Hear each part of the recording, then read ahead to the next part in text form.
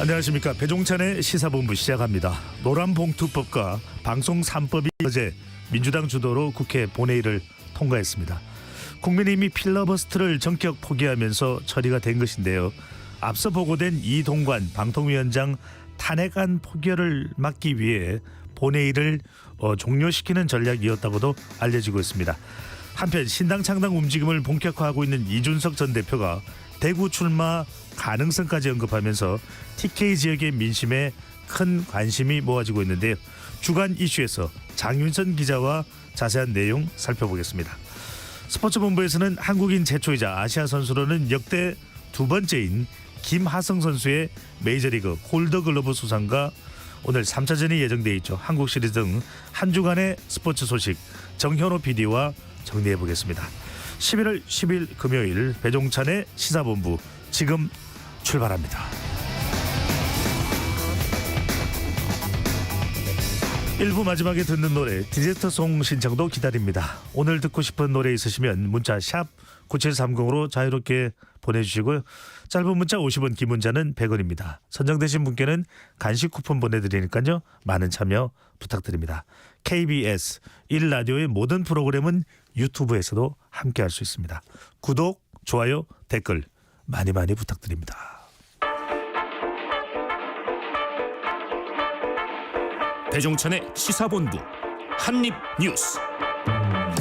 오늘의 핵심 뉴스 한입에 정리하는 한입뉴스 시작합니다. 박정호 오마이뉴스 기자, 미디어인권연구소 문클의 이봉우 연구원 두 분과 함께합니다.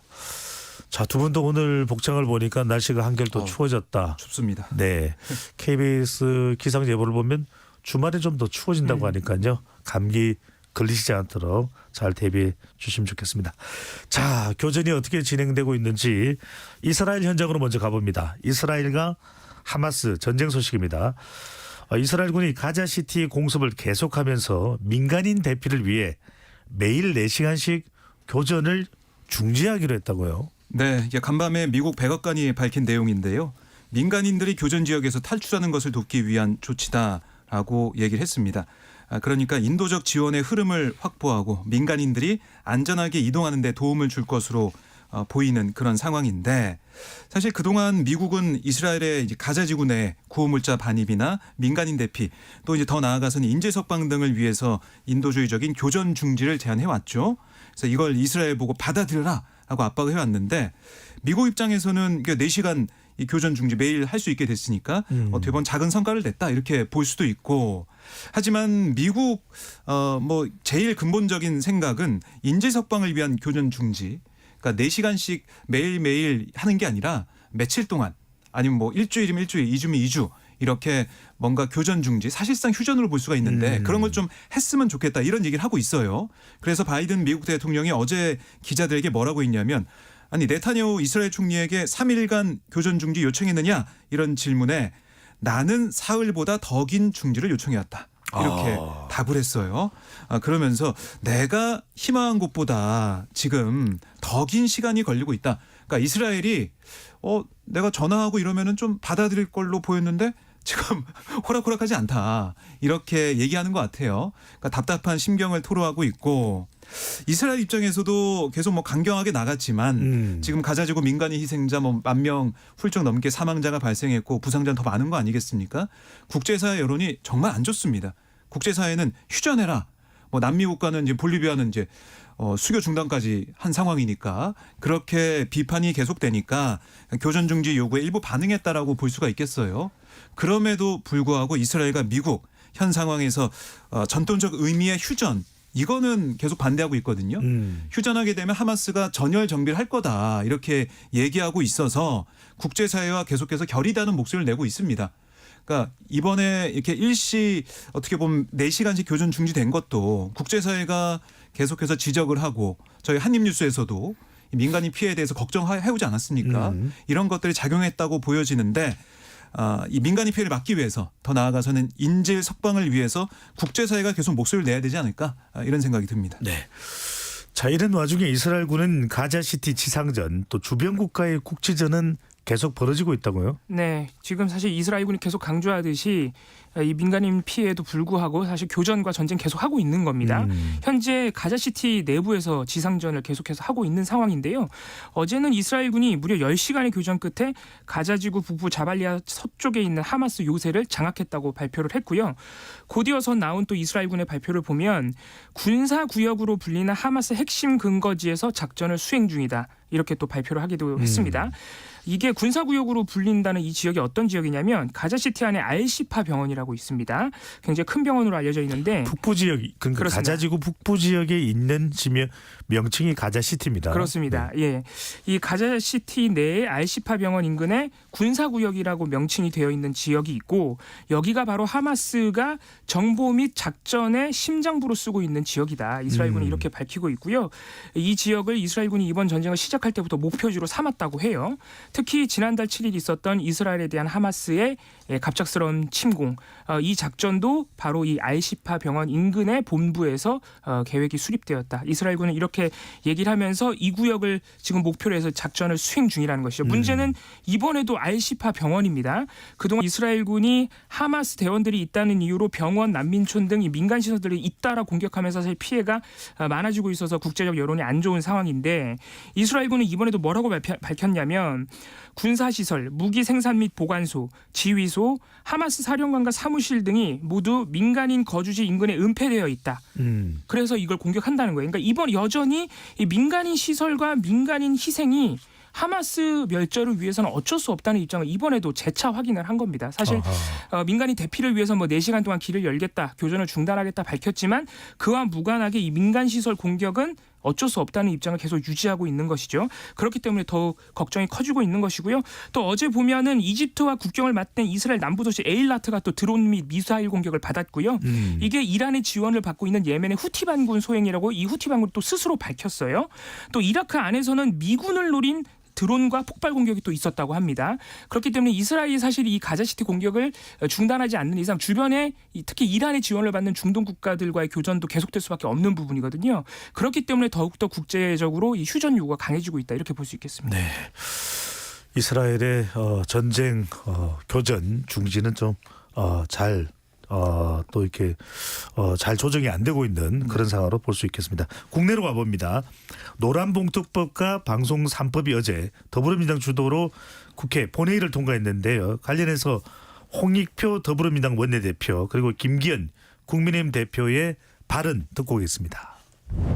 노동자의 삶과 인권이 상당 부분 보장될 수 있는 중요한 법안이 하나 통과됐고요. 언론 자유를 지킬 수 있는 방송 3법이 어렵게 본회의장을 통과된 것은 매우 큰 의미가 있다고 생각을 합니다. 또다시 탄핵 폭거, 경제 주기기법과 방송 민주당 연구 장악법을 날치기 처리하면서 국정과 법치에 쇠사슬을 채웠습니다. 국정과 법치에 쇠사슬을 채웠다. 김기현 대표의 발언인데 완전히 대치 국면이 돼버렸네요. 네. 어제 이제 민주당, 그러니까 야당에서 단독 처리를 하고 나서 들으신 것처럼 사실 여야가 뭐 정쟁을 멈추고 분위기가 좋아지는 게 아니냐라고 했었는데 뭐 지금 전국이 얼어붙고 있습니다. 노란봉투법 같은 경우는 노동조합 및 노동관계법 개정안을 말을 하는 거고 방송 3법은 방송법, 방송문화진흥회법, 한국교육방송공사법 개정안 지칭하는데 잠깐 내용을 그래도 말씀을 드리면요. 노란봉투법은 하도급 노동자에 대한 원청기업 책임을 강화하는 겁니다. 아울러 파업 노동자에 대한 기업의 과도한 손해배상 청구를 제한하는 게 이 법 취지로 보시면 되겠고 방송 3법은 이 공영방송 그러니까 KBS, MBC, EBS의 지배 구조를 바꾸는 법안인데요. 공영방송 이사회 이사수 현행 9명 또는 11명에서 21명으로 늘리겠다. 또 이사 추천 권한을 방송 미디어 관련 학회와 시청자위원회 같은 외부로 확대하는 내용을 담고 있어요. 그러니까 정치권의 입김을 이제 배제하겠다. 이런 취지의 법안을 내놓은 건데요. 하지만 여기에 대해서 이 노란봉투법 같은 경우는 노동계는 환영했지만 재계는 우리 기업인들 잠재적으로 범죄자 만드는 거다. 경영활동 크게 위축시킬 수 있다라고 반박을 하고 있고 또 이 이동관 방통위원장이 어제 이 방송 3법 관련해 가지고 이거 결국에는 이 노조, 친노조 그다음에 친야권 성향으로 사장들을 안 치겠다는 그런 음모 아니냐 그런 주장 아니냐 이런 취지의 또 반박을 했어요. 이렇게 되다 보니까 정부에서도 그렇고 기업계, 재계에서도 반대하고 이런 법안들이 나오다 보니까 윤석열 대통령이 결국 거부권 행사하는 게 아니냐 이런 관측에 힘을 얻고 있습니다. 네, 그렇군요. 어제는 합법적인 의사 진행 방해를 필리버스터라고 하는데 국민의힘에 필리버스터는 없었습니다. 그 이유가 뭘까 이렇게 분석이 나오는데요. 이동관 방통위원장과 손준성 대구고검 차장검사, 이정섭 수원지검 2차장검사에 대한 탄핵 소추안도 민주당 발의로 함께 보고가 됐는데 결국 필리버스터 처리한 것이 이동관 방통위원장 탄핵을 막기 위한 조치였다라는 분석이 나오고 있는데요. 먼저 이동관 방통위원장의 입장부터 듣고 오겠습니다. 어떠한 법률 위반 행위도 없는데 저를 야당이 숫자를 앞세워서 탄핵하겠다고 하는 거는 그거는 저는 민심의 탄핵을 받을 거다 이렇게 생각합니다.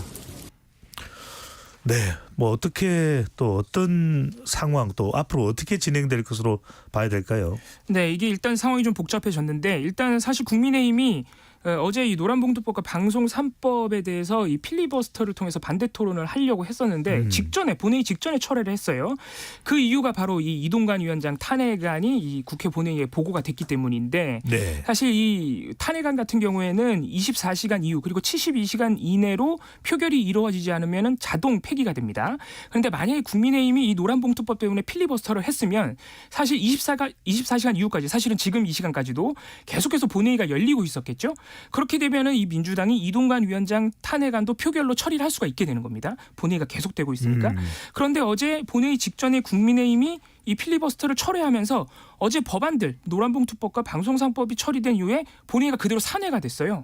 이렇게 되면은 본회의가 다시 열리지 않는 이상 이번 본회의 72시간 이내에 이동관 위원장 탄핵안 처리는 사실상 불가능하게 된 것이죠. 그러면은 민주당이 하려면 다시 해야겠네요. 그렇습니다. 그래서 이번에는 이제 자동 폐기가 되기 때문에 이동관 위원장 탄핵안 처리는 불가하다는 게 지금 국민의힘 입장입니다. 지금 오늘 오전에 조금 상황이 바뀌었는데 이제 그 부분에 대해서는 조금 이따 박정 기자님이 설명해 주실 것 같고 이동관 위원장 음성을 방금 들어봤는데 지금 이동관 위원장은 일단 탄핵안이 다시 뭐 민주당이 발의를 하든 아니면 이번에 처리가 되든 이 탄핵 사유가 모두 부당하다, 옳지 않다라고 계속해서 밝히고 있어요. 일단 이동관 위원장 탄핵 사유가 5명 합의제 기관인 방통위를 2명만으로 운영하면서 방통위법을 위반했다는 것, 그리고 가짜뉴스 근절한다는 이유로 방송사들의 보도 경위 자료 등을 요구해서 언론의 자유를 침해했다는 것, 또 정보통신보안법상 불가능한 가짜뉴스 심의를 지시해서 위법적 지시를 했다, 뭐 이런 것들이 들어가 있는데 이동관 위원장이 모두 헌법이나 법률에 중대한 위반을 한 것들이 아니다. 숫자를 앞세워서 탄핵을 했으므로 민심의 탄핵을 민주당이 받을 것이라고 방금 들으신 대로 얘기를 했고요. 특히 가짜뉴스 심의 지시에 대해서 가짜뉴스 구제, 심의하는 걸 반대한다는 건 가짜뉴스를 단속하면 야당 선거운동에 불리하기 때문이 아니냐. 그러면서 정치적인 탄핵이라고 다시 한번 강하게 비판을 했고요. 또 이 공영방송 이사 해임에 대해서도 그동안 민주당이 비판을 해왔는데 이 부분은 또 탄핵 사유에서 어제 빠졌어요. 왜냐하면 이동관 위원장 임명 전에 이루어진 이 해임들도 있었기 때문에 아마 고민을 한 것으로 보이는데 이 부분에 대해서도 이동관 위원장이 내가 임명되기 전에 이 권태선 박문진 이사장 등에 대한 해임이 이루어졌는데 민주당이 얼마나 탄핵안을 급하게 썼으면은 이런 것까지 포함하려고 했겠느냐, 결국엔 제외됐지만 이렇게 비판을 했습니다. 네. 앞으로의 일정이 어떻게 되나요, 그러면? 그래서 이거 지금 이동관 방통위원장 또 이제 검사 2명 탄핵 발의한 네. 거에 대해서 여야가 이제 반응이 좀 달랐습니다. 여당에서는 아니 이거 철회하려고 해도 이거는 뭐 다시 본회의를 열거나 위원회를 통해서 처리해야 되는 것이고 또 일사부재의 원칙으로 이게 그냥 폐기가 되면 철회가 아니라 이게 폐기가 되는 거기 때문에 이번 회기 때 못한다 이렇게 얘기를 했는데 민주당 입장은 그게 아니다. 이건 그냥 국회에 이걸 이제 보고했을 뿐이지 상정된 의제가 아니다라고 반박을 하면서 철회할 수 있다라고 해서 오늘 국회에다가 철회서 접수했습니다. 그래서 철회가 됐다라고 민주당은 보고 있는데 우선 국회 쪽 얘기를 들어보면 국회법을 보니까 의사 일정으로 작성돼 상정되는 경우를 의제라고 하는데 어제 이 탄핵안 이거는 국회 본회의에 보고만 됐다. 그러니까 상정된 의사 일정이 아니라는 거예요. 그래서 민주당 손을 들어준 셈이 됐는데 사실 이게 과거 사례도 있습니다. 1994년 이병태 국방부 장관 해임 건의안이 이번과 좀 동일한 상황이다라고 국회는 얘기하고 있거든요. 당시 민주당이 발의한 이 전 장관 해임 건의안이 국회 본회의에 보고가 됐지만 김일성 북한 주석이 사망한 것으로 알려지면서 철회가 됐었어요. 그러니까 지금 상황과 똑같다는 겁니다. 보고만 되고 그냥 뭐 철회를 했다. 그게 가능했다는 선례가 있다라고도 국회가 얘기하고 있는 겁니다. 그래서 국민의힘은 이거 법적으로 다퉈보겠다라고 얘기하고 있지만 국회 쪽 얘기나 민주당은 철회했으니까 끝이다라고 정리하고 있는 것이고요. 그러면 어떻게 될 것이냐. 민주당은 다시 추진한다 그래요. 그래서 이번 달 30일 그다음에 12월 1일 이렇게 연이어서 국회 본회의가 열리게 잡혀 있거든요. 의사 일정이. 그래서 30일에 발의해서 상정해서 12월 1일에 표결하겠다. 이렇게 다시 한번 주장을 하고 있습니다. 그렇군요. 앞서 말씀드렸듯이 방송통신위원장 외에도 민주당이 현직 검사 2명에 대한 탄핵안도 제출을 했는데요. 더불어민주당 윤영덕 원내대변인, 이원석 검찰총장의 관련 발언 차례로 듣고 오겠습니다. 위법한 범죄 혐의나 중대한 비위가 있음에도 불구하고 제19 감싸기 등으로 제대로 징계받고 처벌받지 않는 일들이 다반사로 벌어지고 있고 보복 탄핵입니다. 검사를 겁박하고 검찰을 마비시키려는 협박 탄핵입니다. 그리고 당대표의 사법 절차를 막아보려는 방탄 탄핵입니다. 검사들을 탄핵하지 말고 저를 검찰총장을 탄핵하십시오. 이원석 검찰총장이 방탄 탄핵이다. 검찰총장을 탄핵해달라 이런 이야기까지 하고 있는데 구체적인 탄핵 사유는 뭔가요? 네, 먼저 손준성 검사를 보면요. 손준성 검사가 2020년 2월에 대검 수사정보정책관에 임명이 됐습니다. 아주 중요한 직책으로 대검 내에서 정보도 많고 또 총장의 측근으로 알려져 있는 그런 범정이라고 불렸던 직책인데요. 임명이 돼서 그해 4월 총선을 앞두고 불거진 검언 유착 의혹을 덮고 또 여론을 뒤집기 위해 의혹을 제기했던 이 언론인과 최강욱 의원 등에 대한 고발장을 작성을 해서 이거를 당시 미래통합당 지금 국민의힘이죠. 김웅 의원에게 넘기고 결국은 국민의힘이 고발하도록 이 대검 수사정보정책관이 사주를 한 것 아니냐라는 의혹을 받고 있고 실제로 공수처가 불구속 기소해서 수사를 받고 있습니다. 지금 재판이 이루어지고 있고요.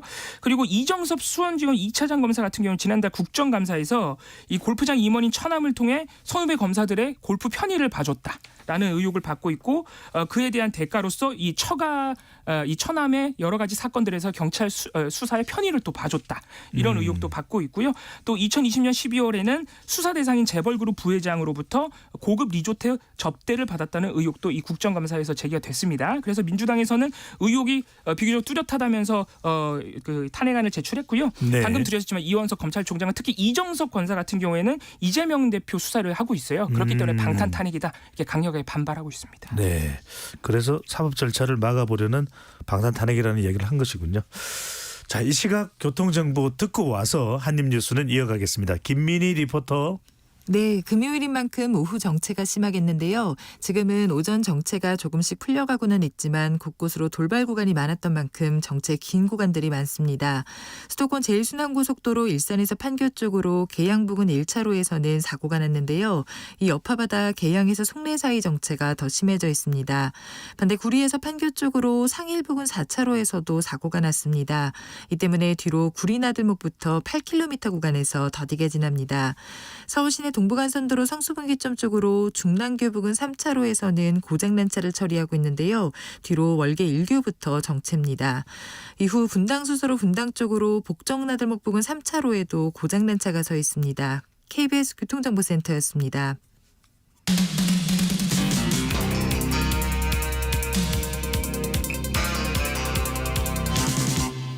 배종찬의 시사본부. 이봉우 연구원, 박정우 기자와 함께 한입뉴스 이어가겠습니다. 자, 이번에는 국민의힘 혁신위로 가보겠습니다. 계속해서 여러 가지 이슈를 또 발표를 하고 있는 혁신위원회인데요. 자, 2개의 혁신안을 이미 발표를 했고 세 번째 혁신안도 발표를 했다고요. 어떤 내용입니까? 네, 3호 혁신안 어제 의결이 됐는데 이렇게 이름이 붙여졌습니다. 청년이 미래다. 그러니까 청년 관련 그런 혁신안이었는데요. 크게 두 가지예요. 내년 총선 비례대표 명부 당선권에 그러니까 명부에만 넣는 게 아니라 당선될 수 있는 그 범위 안에 45세 미만 청년을 50% 할당하는 방안. 이걸 당에 건의하겠다 이런 내용이고요. 두 번째는 이 당의 우세 지역구 아마 뭐 영남이나 뭐 서울 강남권 등이 되겠죠. 이 우세 지역구를 청년 전략 지역구로 선정해서 후보자를 공개 오디션을 통해 선발하겠다. 이렇게 또 제안을 했습니다. 그러니까 그동안은 우리가 이제 정치권에서 청년들을 바라볼 때 청년들을 위해서 정책을 편다, 청년 정치인이 중요하다라고 얘기했지만 사실 어떻게 보면 좀 들러리화된 게 아니냐 이런 비판이 컸잖아요. 그래서 국민의힘에서는 이제 청년이 이미지용, 소비용, 들러리용 그런 청년이 아니라 정말 청년 정치할 수 있는 정치인들을 키워내겠다. 이런 취지에서 이걸 제안을 했어요. 혁신안을 의결해서 최고위에서 의결이 될지 좀 봐야 될 것 같고요. 그리고 이제 앞서서 혁신위가 영남 중진 용퇴론이나 하위평가 20% 공천 배제 이걸 제시를 했었는데 이게 연관이 된 거죠. 그러니까 영남 중진들이 용퇴를 하면 그 자리를 청년이 들어갈 수 있는 것이고 또 하위평가 20% 공천 배제 이것도 실행이 된다 그러면 또 그 빈자리를 청년들이 들어갈 가능성이 크니까 연관돼 있는 부분 결국 기득권을 내려놓고 그 자리를 누가 채울 것이냐 여기에 집중을 해서 보고 있다. 이게 볼 수가 있겠고 물론 당 일각 안팎에서는 아니 이거 청년들이 아니라 대통령실 사람들이 들어가는 거 아니냐. 이른바 검사 공천되는 게 아니냐. 이런 얘기도 있는데 우선 혁신위는 그렇게 하면 안 된다. 청년들이 먼저다. 청년이 미래다. 이런 얘기를 하고 있는 겁니다. 청년 쪽에 상당히 좀 비중을 두고 있는 그런 혁신위의 또 행보라고 볼 수 있겠는데 더불어민주당 이야기도 함께 해볼까요? 더불어민주당도 총선 앞두고 당 통합 과제가 많이 있는데 비주류 의원 뭐 이른바 비명 의원을 지칭하는 것 같기도 하고요. 탈당 가능성을 계속해서 언급하고 있다고요. 이 연말이 다가오면서 특히 이제 총선이 더 다가오고 공천 시즌이 되다 보니까 이 비주류 의원들의 공개적인 탈당 이 가능성 관련 발언들이 더 나오는 것 같은데요. 어제 조응천 의원 같은 경우에 CBS 라디오에 나와서요. 탈당 가능성에 대한 질문에 지금 당 상황은 질식할 지경이다. 저는 민물고기로 담수에 들어왔는데 지금 소금물이 돼서 숨을 쉴 수가 없다라고 당내 상황을 강하게 비판을 했고요. 이재명 대표의 사당화 길로 계속가고 있다. 친명 일색의 당 조직에 현 대표의 친위대를 자초하는 원외 조직까지 생겼다. 이런 사람들이 다 총선 출마하려고 한다 그러면서 이 총선 공천 문제에 대해서도 친명 일색이라는 비판을 가했습니다. 그러면서 12월까지는 노력을 하겠다고 얘기를 해서 결국에는 12월을 이 탈당 결정의 마지노선으로 정한 것 아니냐 이렇게 볼 수 있는 상황이 됐고요. 역시 그 비주류로 꼽히고 있는 이상민 의원은 저희도 전해드렸다시피 이미 지난 7일에 신당 합류 가능성에 대해서도 가능성이 열려 있다고 얘기를 한 바가 있죠. 그리고 지난 8일에는 이원우 의원도 민주당은 도저히 개선해서 쓸 수 없다는 판단을 갖게 되는 의원들이 생긴다면 또 다른 결단을 할 수 있는 의원들도 충분히 나올 것이다. 저를 포함해서라고 얘기를 하면서 본인을 포함한 몇몇 의원들이 탈당을 마치 이 고려를 하고 있는 듯한 뉘앙스의 발언을 했습니다. 그러면서 이원우 의원이 이재명 대표에게 기득권자는 험지 출마를 하는 것이 맞다. 기득권자 중에 민주당의 핵심은 이 대표 아니겠느냐. 사당화 이 얘기를 듣고 있는데 그런 의심을 떨쳐내기 위해서는 이재명 대표 본인이 험지에 출마해야 된다라고 요구를 하기도 했습니다. 그렇군요. 자, 정치권 뉴스 궁금하신 부분이 많을 텐데 2부에서 장윤선 기자와 함께 더 깊숙이 들어가 보도록 하겠습니다. 자, 서울 지하철 파업 소식 알려드렸는데요. 어제부터 이제 한시적 경고 파업에 돌입했던 서울 교통공사 노조가 오늘 오후 6시부터는 정상 운행 복귀하는 것으로 알려지고 있는데 네. 상당히 강경하게 보였는데 복귀 발표 어떤 이유가 있을까요? 우선 이거는 그 맨 처음에 이렇게 경고 파업이라고 얘기를 했기 때문에 경고성 파업이다. 이틀 한시적으로 진행됐다라고 보시면 되겠고 그래서 오늘 이 서울교통공사 노조 집회에서 어떤 얘기를 했냐면 투쟁이 끝나지 않았다 이렇게 또 얘기를 했어요. 그래서 오늘 오후 6시 이후에 복귀해서 운행을 일상적인 운행이 되겠지만 수능 이후 그러니까 수능이 11월 16일인데 그 이후에 2차 전면 파업도 할 수 있다. 이렇게 얘기를 했습니다. 그러니까 왜 이런 얘기를 하고 있냐면 지금 서울교통공사와 이 노조 측이 제대로 된 협상이 안 되고 있다는 게 노조 측의 주장이거든요. 안전 인력 등등에서 계속해서 사측은 경영 정상화를 위해서 인력 감축을 하겠다고 하는데 그러면 우리 시민들의 안전은 누가 책임지냐 이렇게 노조는 반박을 하고 있는 것이고 반면에 서울시 교통공사 이쪽에서는 명분 없는 파업은 즉시 철회해야 된다. 또 파업을 이어가면 또 파업을 한다 그러면 시민 불편을 끼치는 그런 경우가 생길 것이고 법과 원칙에 따라 조치하겠다. 또 강경한 또 대응을 하고 있어요. 이 노조 입장에서는 시민들의 불편 이게 계속이 되면 여론이 또 안 좋아질 것이고 여러 가지 고민을 하게 될 텐데 제일 중요한 거는 노사가 한 자리에 앉아서 터놓고 얘기하는 거 아니겠습니까? 근데 그동안 사실 10여 차례 교섭했지만은 잘 안 됐고 입장 참 확인했기 때문에 2차 전면 파업까지 안 가기 위해서 노사가 또 어떻게 심도 있는 논의를 하겠느냐 이게 좀 중요해 보이고요. 특히 안전 관련 이게 무리한 간축이 되면 또 우리가 안전에 대해서 신경 쓰고 있는 부분에 영향을 줄 수가 있어요. 이것도 어떻게 노사 측이 합당한 선에서 합의를 하느냐 이게 좀 중요해 보입니다. 네, 인력 감축 관련된 내용이 핵심이라고 봐야겠네요. 네, 그렇습니다. 자, 청취자분들도 기억을 많이 하고 계실 겁니다. 가습기 살균제 사건, 그거 뭐 법적인 판결은 나지 않았을까 이렇게 생각하실 텐데 이 판결이 12년이 지나서야 대법원에서 확정이 됐습니다. 자, 영유아와 임산부 등이 갑자기 사망하는 상황이 벌어지면서 이른바 가습기 살균제 참사라고까지 이야기됐는데요.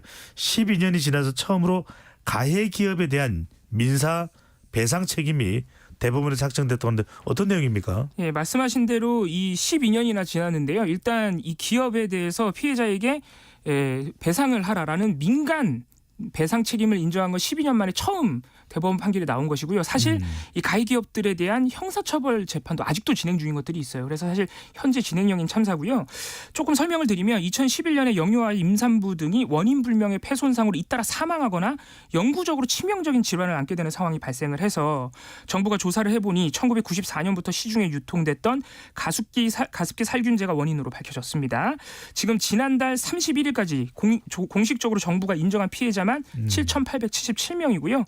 2017년엔 특별법도 제정을 해서 사회적 참사 특별조사위가 다시 한번 진상규명을 하고 구제 대책을 내놨는데 사실 이게 정부의 공식적인 구제 조치를 못 받은 분들도 굉장히 많고요. 사실 가해 기업이 민간 차원에서 자체적으로 구제 조치를 한 건 사실 거의 없습니다. 그런 상황에서 어제 대법원이 이 기업에 대한 민간 배상 책임을 처음으로 인정을 한 것입니다. 이 살균제 피해자인 김모 씨가 제조 판매사인 옥시 그리고 납품업체 한빛화학을 상대로 제기한 이 손해배상 청구 소송에서 확정 판결을 낸 것인데요. 특히 대법원 판결 중에 주목해야 될 부분이 원심 판단에 적시가 돼 있는 이 제조물 책임에서의 기업의 인과관계 추정 그리고 비특이성 질환의 인과관계 증명에 대해서 더 이상 법리에 오해할 만한 판결이 없었다. 그렇기 때문에 기업이 책임을 지는 게 맞다라고 했어요. 이게 무슨 말이냐면 그동안 정부에서도 그리고 민간 기업은 거의 인정하지 않고 이 정부에서도 인정되지 않았던 이 가습기 살균제와 질환 사이의 인과관계를 어제 대법원은 굉장히 폭넓게 인정을 한 겁니다. 그러면서 기업의 책임까지 배상 책임과 이건 사실 또 민사 재판이었기 때문에 민사 재판에서의 책임까지 인정을 해준 거예요. 그래서 이 배상액 자체는 500만 원으로 크지가 않습니다만 그동안 정부에서도 이 피해자 김 씨 같은 경우에는 총 4단계 중에 3단계밖에 정부로부터 판정을 못 받았어요. 3단계는 사실상 거의 인과관계를 인정하지 않는 수준이거든요. 그래서 정부의 구제금도 받지를 못하는 수준인데 어제 이 민사재판에서는 대법원이 인과관계가 있다고 판단을 한 겁니다. 그렇기 때문에 지금 계류되어 있는 나머지 민사재판은 물론이고 다른 재판, 형사재판에까지 이번 판결이 영향을 미칠 것이다. 이 기업들에 대한 책임을 지우는 판결이 더 나오지 않겠느냐 이렇게 예상이 되고 있습니다. 네, 그렇죠. 앞으로 뭐 책임 규명은 뭐 철저히 되어야 할 것으로 보이고요. 마지막으로 이거 하나 짚어보죠. 사기 혐의로 검찰 수사를 받고 있는 가상업체 대표가 지난달 윤석열 대통령의 사우디아라비아 중동 순방 당시 경제사절단에 포함된 사실이 확인이 됐네요. 네, 어제 SBS 보도에 따르면 네. 가상화폐 업체 대표 A씨 사실 과거에 어떤 일이 있었는지 먼저 설명을 드리면 지난 2018년 코인을 발행한 다음에 아마존이나 마이크로소프트 이런 해외 유명 기업들과 관계를 내세워서 투자를 유치를 했어요. 그리고 이 업체의 다른 관계자는 빈살만 사우디 왕세자의 면담 가능성도 홍보를 했습니다. 하지만 당초 홍보했던 만남 등은 이루어지지 않았고 이 해당 코인도 당초 회사가 약속한 가격의 절반도 안 되는 수준으로 해외 거래소에 상장이 됐어요. 그랬더니 2019년 말 투자자 40여 명이 50억 넘는 피해를 봤다. 얘기하면서 A씨 등 회사 관계자 14명을 사기 등의 혐의로 고소를 한 겁니다. 네. 이후 피해 금액 일부가 변제가 되면서 고소는 취하가 됐지만 검찰은 사기 등의 혐의로 대한 수사를 계속하고 있는 상황입니다. 그런데 A씨가 한국경제인연합회가 선정한 139개 기업 가운데 하나로 지난달 윤 대통령 사우디 순방에 동행을 한 거예요. 그러니까 심지어 이 업체 측은 순방 이후에 코인 관련 대화방에서 사우디 관련 소식은 좋은 결과 나올 듯하니 조금 더 기다려달라. 이렇게 홍보까지 했습니다. 조금 기대감에 대한 홍보를 했네요. 그렇습니다. 그래서 A씨는 중소기업 자격으로 참여를 했다고 하는데 이렇게 갔다 와서 홍보까지 한 거죠. 그래서 이런 검찰 사기 혐의로 수사받고 있는 사람이 이렇게 갔다 온 게 말이 되느냐 이런 비판이 나오고 있는데 한국경제연합회 측은 어떻게 얘기하고 있냐면 이 해당 업체가 다른 이름으로 지원해서 수사 사실까지 확인하기 어려웠다.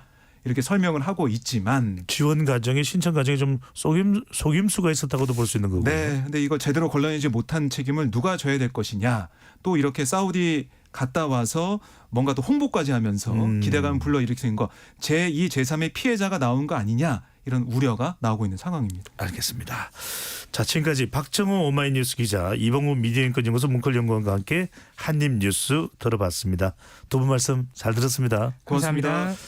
오늘의 디저트송입니다. 9239님, 오늘 날씨가 급 추워지니까 이 노래가 생각났어요. 쌀쌀한 날씨, 떨어지는 낙엽만큼이나 썰썰하고 분위기 있는 노래. 채베코의 낭만에 대하여 들려달라고 말씀을 주셨네요. 그래도 다행인 게 저보고 부르라고 이야기하신 건 아니니까 제가 이 노래를 상당히 중요합니다. 좋아하는 노래인데 채베코 가수의 감성이 그대로 뚝뚝 떨어지는 노래입니다. 자, 겨울의 문턱에서 생각나는 노래죠. 신청하신 분께는 모바일 치킨 쿠폰 보내드리고 이 노래 듣고 입으로 돌아오겠습니다.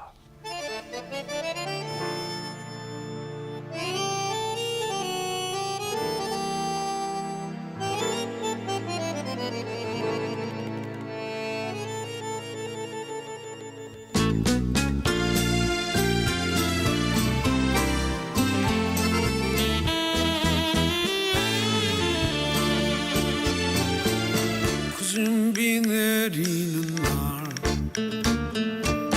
그야말로 옛날 식탁방에 앉아 도라지 위스키 한 잔에다 짙은 색스폰 소리를 들어버려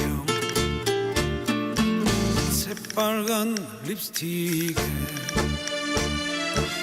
나름대로 멋을 부린 마담에게 실없이 던지는 농담 사이로 짙은 색스폰 소리를 들어버려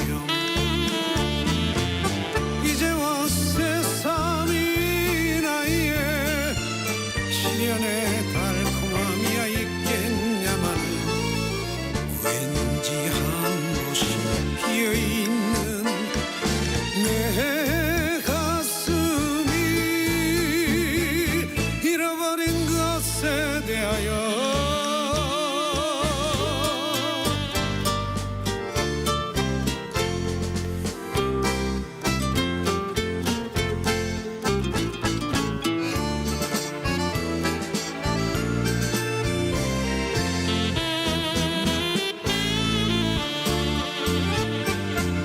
밤늦은 항구에서 그야말로 연락선 선창가에서 돌아올 사람은 없을지라도 슬픈 백고동 소리를 들어버려 첫사랑 그 소녀는 어디에서 나처럼 늙어갈까 가버린 세월이 서글퍼지는 슬픈 백고동 소리를 들어버려 이제와 새삼이 나이에 청춘의 미련이야 있겠냐만 왠지 한 곳이 비어있는 내 가슴에 다시 못 올 것에 대하여 낭만에 대하여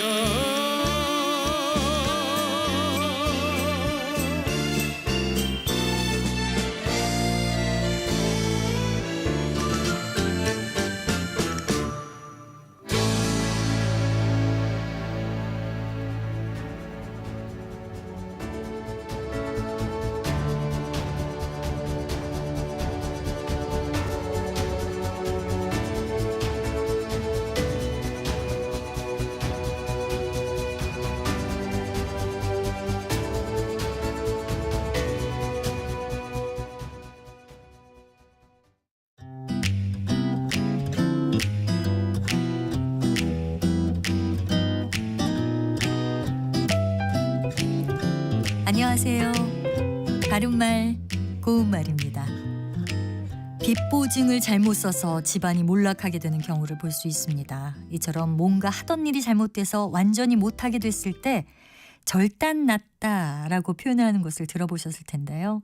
그런데 이런 경우에 절단이란 표현이 적절하다고 생각하시는지요? 절단은 자르거나 베어서 끊음 또는 관계 따위를 끊음이라는 뜻인데요. 뭔가를 끊는다는 뜻이 있습니다. 앞서 말씀드린 내용에서는 절단이란 말보다는 결단이 더 적절합니다.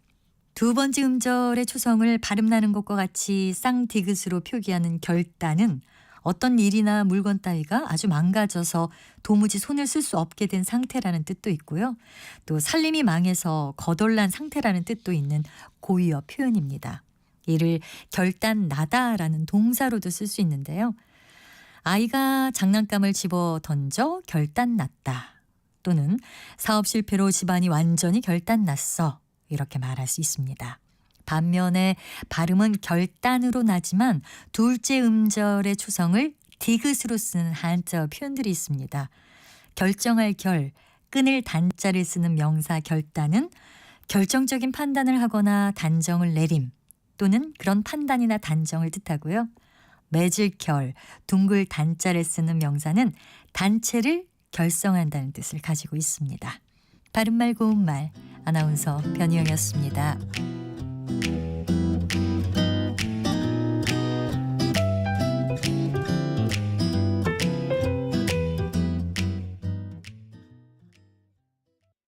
한 1-20%의 가능성도 저는 있다고 보기 때문에 이거는 국민들도 다 알 수밖에 없는 문제이기 때문에 논리와 논리가 부딪히고 삶에서 좀 기댈 곳, 기댈 사람 이런 것들이 좀 필요한 것 같아요. 뭔가 우리가 좀 치유가 돼야 될 것 같아요. 예. 느슨해져야 될 것 같아요. 이성과 감정이 만나는 곳 KBS 열린 토론 평일 저녁 7시 20분 정준이와 함께합니다.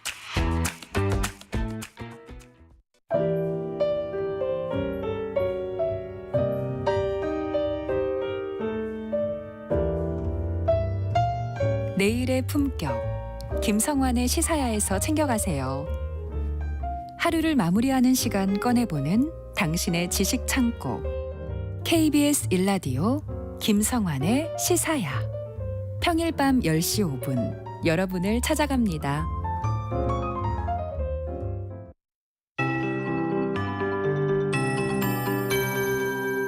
KBS 58분 날씨. 다음 주 초반까지 때이른 초겨울 추위가 이어지겠습니다. 점점 더 추워지니까요. 추위에 대비를 잘 하시기 바랍니다. 현재 서울의 기온이 6.1도를 보이고 있지만 강한 바람에 체감 온도는 3도 정도로 나타나고 있습니다. 오늘 예상 낮 최고 기온이 서울 7도, 대전 10도, 광주 11도, 부산 16도 등으로 어제 낮 기온보다 10도 이상 낮아지는 곳이 많겠습니다. 내일 아침에는 올가을 들어 처음으로 영하권으로 떨어지는 곳이 많겠는데요. 강원도와 경상남북도, 충북과 전라도 동부 지역에는 한파주의보도 내려졌습니다. 내일 아침 예상 최저기온이 철원 영하 7도, 세종 영하 3도, 서울 영하 2도, 전주 영하 1도, 대구 0도까지 내려가며 오늘 아침보다 2도에서 크게는 10도가량 낮을 전망입니다. 모레 일요일과 다음 주 월요일 아침에는 서울이 영하 3도까지 떨어지겠고요. 다음 주 중반부터 추위가 누그러질 전망입니다. 오늘 전국이 대체로 맑겠지만 바람이 다소 강하게 불겠습니다. 지금 전라도 해안과 제주 서부 지역에는 강풍주의보도 발효 중입니다. 또 동해안은 당분간 높은 너울이 밀려오겠습니다. 현재 서울의 기온은 6.1도, 습도는 38%입니다. 송소진입니다.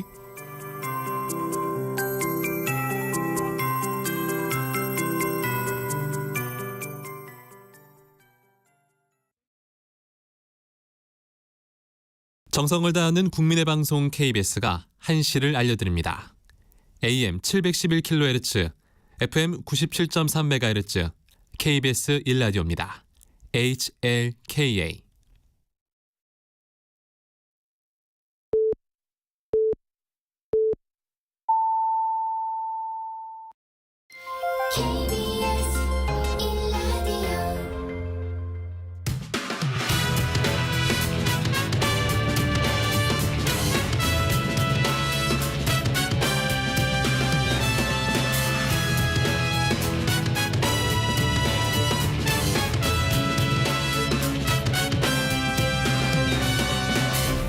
KBS 1라디오 배종찬의 시사본부.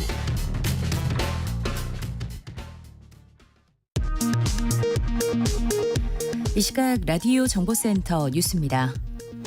국민의힘은 야권 단독으로 처리한 노란 봉투법과 방송 3법에 대해 윤석열 대통령에게 제2요구권 행사를 건의하겠다고 밝혔습니다. 더불어민주당은 이동관 방송통신위원장에 대한 탄핵소추안을 자진 철회했다며 12월 1일 본회의에서 탄핵안을 계속 추진할 것이라고 밝혔습니다. 어제부터 한시적 경고 파업에 돌입한 서울교통공사 노조가 오늘 오후 6시부터 정상 운행에 복귀합니다. 서울교통공사 노조는 서울시와 공사의 입장 변화가 없다면 시기를 정해 2차 전면 파업에 돌입하겠다고 밝혔습니다. 기존 살충제에 내성이 생긴 빈대 방제를 위해 대체 살충제 8개가 오늘 긴급 승인됐습니다. 이번에 승인된 8개 제품은 모두 전문 방역업자가 사용하는 방제용으로만 승인됐으며 가정용 살충제는 보다 엄격한 안전성 검증이 필요해 제외됐습니다. 지금까지 라디오 정보센터 조진주였습니다.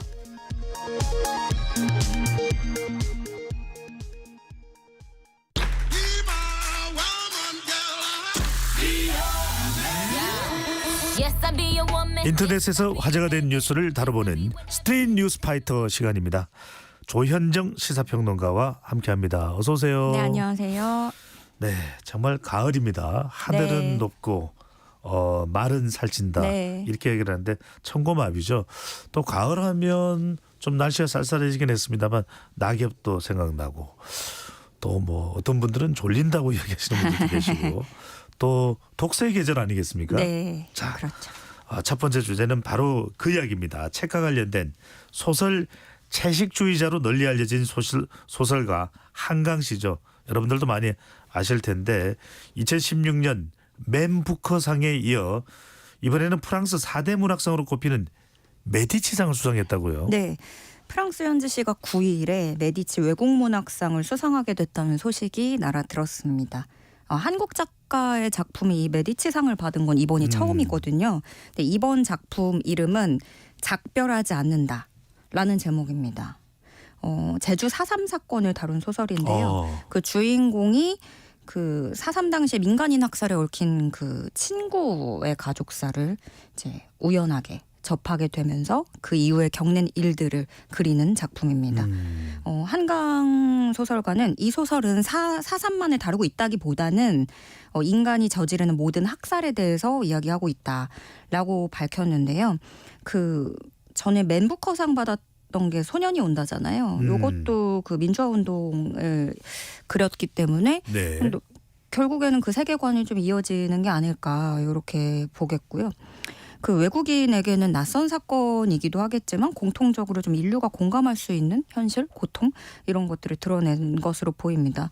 근데 그동안 이 메디치상이라고 하면은요, 요게 그러니까 프랑스 4대 문학상이에요. 이 메디치상 받은 세계적인 작가들 보면 밀란 쿤데라, 움베르토 에코, 포로스터, 오르한 파묵 등 정말 유명한 거장들이 이름을 거장이네요. 올리고 있습니다. 노벨 예. 문학상급 작가들이네요. 네, 맞습니다. 그렇습니다. 자, 한국을 대표하는 한강 작가의 또 캐거 소식을 전해드렸습니다. 이 깊어가는 가을 한강 소설가의 이 작별하지 않는다 한번 좀 읽어보시면 어떨까 생각도 듭니다. 자, 두 번째 주제입니다. 서울 강남구에서 마약을 한 채 롤스로이스 차량을 몰다가 20대 여성을 치어서 내사 상태에 빠뜨린 사건 다들 기억하고 계시죠? 이른바 롤스로이스 남자 이렇게 불렸던 20대 남성 신모 씨가 이제 와서 피해자에게 사과하고 싶다. 이렇게 처음으로 연락한 사실이 알려진데요. 이것에 대해서 이 행동에 대해서 여론은 상당히 좀 공분을 하고 있다. 분노하고 있다라는 이야기가 나오네요. 지금 분위기는 이제 와서 무엇을 바라고? 좀 이런 느낌이에요.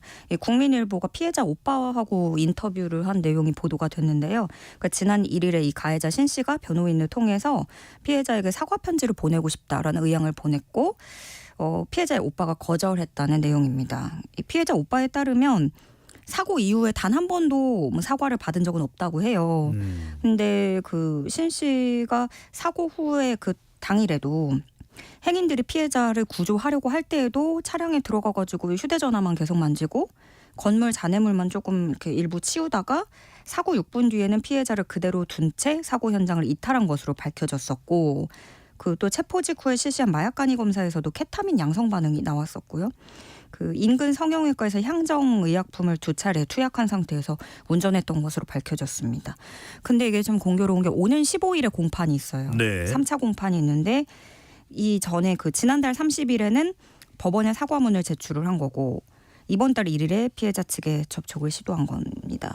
그래서 이제 피해자 오빠도 그렇고 누리꾼들도 형량 받기 직전에 하려는 게 무슨 의미가 있느냐 이렇게 호소를 하고 있는데 재판 판결에 좀 유리하게 작동되도록 행동하는 거 아니냐 이런 네. 이렇게 볼 수가 있겠네요. 네, 맞습니다. 그래서 누리꾼들 반응은 이제 그럼 담당 변호사가 어떤 양형을 위해서 좀 시켰냐 뭐 이런 반응이고요. 저거를 이제 재판부에서도 반성이라고 참작하면 안 된다. 벌써부터 좀 날선 반응들을 보이고 있습니다. 네. 지금 피해자 상황이 좋지가 않아요. 아직도 종합병원, 대형 병원에 입원을 해서 의식을 회복하지 못하고 있는 상태라서 이 피해자 부모님이 면회 시간도 짧습니다. 하루에 30분 정도 허가가 되는데 이 딸 이름을 부르면서 매일 눈물을 흘리고 있다고 전해집니다. 가해자인 신 씨는 지금도 뺑소니 혐의와 불법 마약류 투약 혐의 등 그 주요 혐의 쟁점은 부인하고 있습니다. 그렇군요. 법적인 대응이 아니라 사람으로서 인간으로서 또 도리로 진정성을 보였다면 제대로 그래도 좀 평가를 또 인정을 받을 수 있지 않았을까라는 생각도 듭니다. 자, 세 번째 주제입니다. 선량한 시민으로 일상을 살다가 이런 사고를 마주한다는 게 너무 끔찍한 일일 것 같은데요. 폐업한 병원에서 마약류 의약품이 무려 173만 개나 사라져 불법 유통이 우려될 수밖에 없는 상황이라고요? 그 감사원 조사 결과 2019년부터 지난해까지 4년간 폐업 의료기관 920곳이 보유하던 마약류 의약품 174만여 개가 사라진 것으로 밝혀졌습니다. 네. 그러니까 추적이 불가능해진 이런 마약류 의약품에 포함된 게 펜타밀 계열이 4,200여 개, 프로포폴이 7,000여 개, 졸피뎀이 9만 5천여 개 등이 들어가 있고요. 이 중에서 지금 이게 폐업 의료기관이 4년간 920곳인데 이 중에서 13곳만 표본 조사를 했더니 13곳만 조사를 해서도 5곳이 폐업 후에 약품이 어디 갔는지 모른다. 잃어버렸다. 이미 폐기해버렸다. 이렇게 주장을 하고 있어서 네. 불법 유통 가능성이 굉장히 큰 것으로 파악이 됐습니다. 가령 서울 강남구의 한 의원은 폐업을 하면서 원래 갖고 있던 프로포폴 2천여 개를 어느 곳에도 양도하지 않고 관할 공무원 참관도 없이 임의적으로 폐기를 했다라고 주장을 했는데요. 그러니까 참 확인하지 않고서는 또 믿기가 쉽지 않잖아요. 네, 그렇죠. 이 많은 양을 또 그리고 어떤 식으로 폐기를 했는지 확인을 해야 되는 건데 결국에는 식약처의 관리 소홀이라는 지적이 나옵니다. 감사원도 식약처가 지자체와 현장 조사 등을 하지 않고 있어서 상당수의 마약류 의약품이 국가 감시망에서 이탈되는 문제가 있다라고 밝혔는데요. 특히나 이 감사원이 지적한 건 이렇게 폐기량을 허위로 보고한 것으로 의심되는 사례에 대해서 감시를 강화해야 된다라고 밝혔고요. 또 한편으로는 방금 전에 그 롤스로이스 사건도 전해드렸지만 네. 약물 운전, 약물에 취해서 운전하다가 면허 취소 처분을 받은 사례도 4년 전하고 비교해서 41%나 증가했다고 합니다. 그런데 이제 약물 운전으로 문제가 되는 경우는 사실 음주는 검사를 계속 하잖아요. 근데 약물은 어떤 이런 커다란 사고가 났을 때만 우리가 알아차릴 수 있단 말이에요. 검사 진행도 그렇고. 그래서 어떤 단속 규정이 없기 때문에 실제로 약물 운전은 훨씬 더 많을 거란 지적이 나오고 있습니다. 그러니까 앞으로 이게 어떤 피해를 가져올지 우리가 예상조차 할 수 없는 겁니다. 네. 실제 롤스로이스 차에 치였던 여성은 내사 상태인 걸 보면 정말 이 부분도 어떤 식으로든 우리가 좀 처리할 수 있는 그런 또 방안이 마련돼야 되지 않을까 그런 생각이 듭니다. 자, 다음 주제입니다. 최근 아프리카의 우물 100개를 설치하는 프로젝트가 온라인에서 화제라고 알려지고 있는데요. 이 우물 프로젝트를 진행한 사람이 구독자 2억 명 이상을 보유한 세계 1위 유튜브였다고요. 네, 2억 명이면 진짜 이 조회수도 되게 높아요. 항상 이 사람의 컨텐츠는 한 2,000명 정도면 우리 배종찬의 시사본부로 좀 그러지 마세요. 보내줄 충분히 모을 수 있습니다. 알겠습니다. 어쨌든 이 미스터 비스트라는 유튜버예요. 그러면 2억 명을 구독자 보유하고 있으니까 진짜 뭐 영향력도 그만큼 크거든요. 네. 근데 심각한 물 부족 문제를 겪고 있는 아프리카 이웃들을 위해서 우물 100개를 설치하는 대규모 공익 컨텐츠를 진행해서 화제가 되고 있습니다. 케냐, 카메룬, 소말리아, 우간다, 짐바브웨 등 여러 국가들을 방문을 했는데 이제 간 과정까지도 이제 영상에 나오는데 그 아프리카 상황이 그런 거예요. 물을 구하지 못해서 막 어린아이들도 흙탕물을 먹어야 되고 설사병, 장티푸스 이런 각종 질병에 감염이 되고 있고 물을 얻으려면 큰 정글을 지나서 뭐 2km 가까운 거리를 이제 다 헤쳐서 걸어가야 됐고 이런 것들이 이제 고스란히 영상에 나오거든요.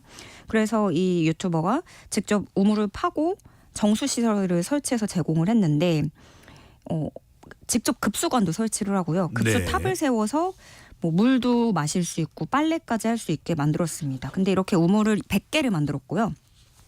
그러면 아프리카 주민 50만 명이 깨끗한 물을 마실 수 있을 정도가 된다는 거예요.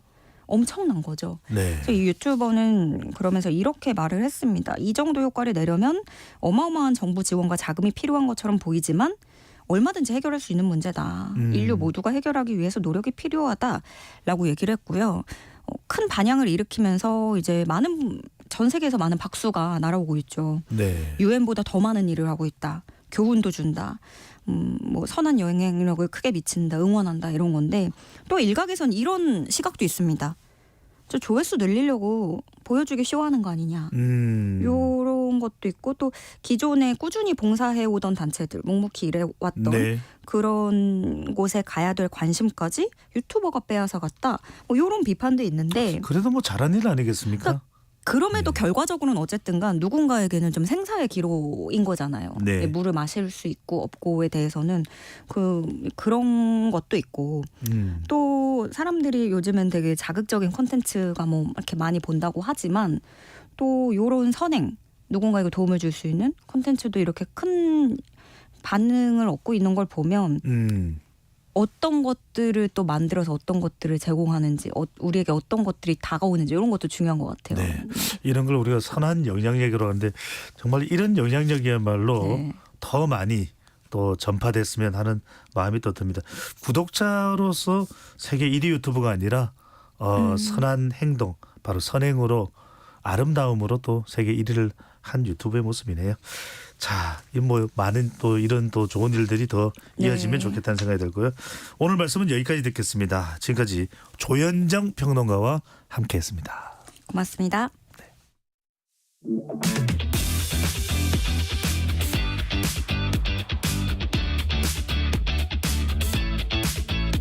배종찬의 시사본부는 여러분과 함께합니다. 짧은 문자 50원, 긴 문자 100원이 드는 샵 9730.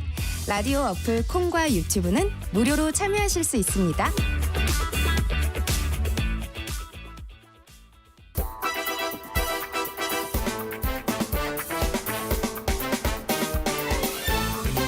이번 한 주 어떤 소식이 가장 뜨거운 뉴스인지 한 주간의 뉴스들을 종합 정리하고 미처 못한 이야기까지 챙겨드립니다.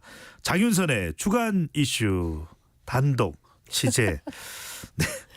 의 여왕. 네. 아닙니다. 장윤선 정치 전문 기자 나오셨습니다. 어서 오십시오. 네, 반갑습니다. 네. 네, 저는 금요일 되게 그 발걸음이 가벼워요. 배종찬 소장 만나러 올 때 이렇게 생각하면 그냥 웃음이 나요. 네. 다른 방송도 재밌어서. 많이 나가시는데 특히 배종찬의 시사본부가 더 좋은 이유는 뭘까요? 배 소장님이 재밌어요. 웃기고 그러니까 뭐 유머로스예요. 네. 네. 진지한 아니, 네, 됐습니다. 이런 이야기로 그냥 코너를 채울까요? 네. 좋은 생각이에요. 예. 아니 이제 유쾌하잖아요. 사실 요새 정치권 뉴스 들어보면 답답하고 어디 하나 속 시원하게 뚫리는 데가 없는데 그래도 유쾌하게, 통쾌하게, 상쾌하게 받아주니까 얘기할 맛도 나고 좋아요. 유쾌, 통쾌, 상쾌. 네. 배종찬의 시사본부와 여러분들은 함께하고 계십니다. 네. 구독, 좋아요, 알림 설정. 네. KBS. 네. 네. 자, 이동관 방송통신위원장 이 탄핵 이야기부터 좀 해야 될 것 같습니다. 네. 민주당 주도로 이동관 방통위원장 그리고 검찰 손준성, 이정섭 두 검사에 대한 이제 소추안이 발의가 됐습니다. 네. 자, 벌써부터 뭐 무산론이 제기되고 있기도 하고 네. 여야 양당 간에 관련 이 안 처리에 대해서도 주장이 극단적으로 엇갈리고 있는데 내용을 어떻게 봐야 될까요? 근데 이제 오늘 아침 상황이 또 조금 바뀌었어요. 그래서 일단은 이제 뉴스 앞서 이제 그 브리핑 코너에서도 말씀 잘 하시던데 이를테면 민주당이 그 적극적으로 나서서 오늘 아침에 이제 기자회견을 박주민 원내 부대표가 해서 일단 의안을 철회를 하고 그리고 오는 11월 30일하고 12월 1일이 본회의가 이제 그 붙어 있는데요. 요때 처리하겠다라는 방침을 분명히 했습니다. 그러니까 한동안 어제하고 오늘 그러니까 어제 하루만 하더라도 뉴스가 정말 롤러코스터처럼 왔다 갔다 많이 했었는데 일단 무산은 아닌 것 같고요. 그리고 국민의힘이 이제 무산론을 계속 제기하고 또 보수 언론이 제기하고 있지만 민주당은 그럴 뜻이 1도 없다. 반드시 한다라는 입장이 확인이 되고 있습니다. 근데 보수 언론이 세게 쓰는 것 같아요. 뭐 거야의 힘자랑이다. 이것은 이미 일사부재의 원칙에 따라서 무산됐다. 이런 주장을 하고 있는데 아직 끝난 거 아니고 지켜봐야 된다라는 얘기를 하고 있습니다. 어쨌든 민주당 강력하게 추진을 한다는 거니까요. 지켜봐야 될 것 같다는 생각이 좀 듭니다. 일각에서는 또 민주당이 네. 전략적으로 허점이 있었던 건가.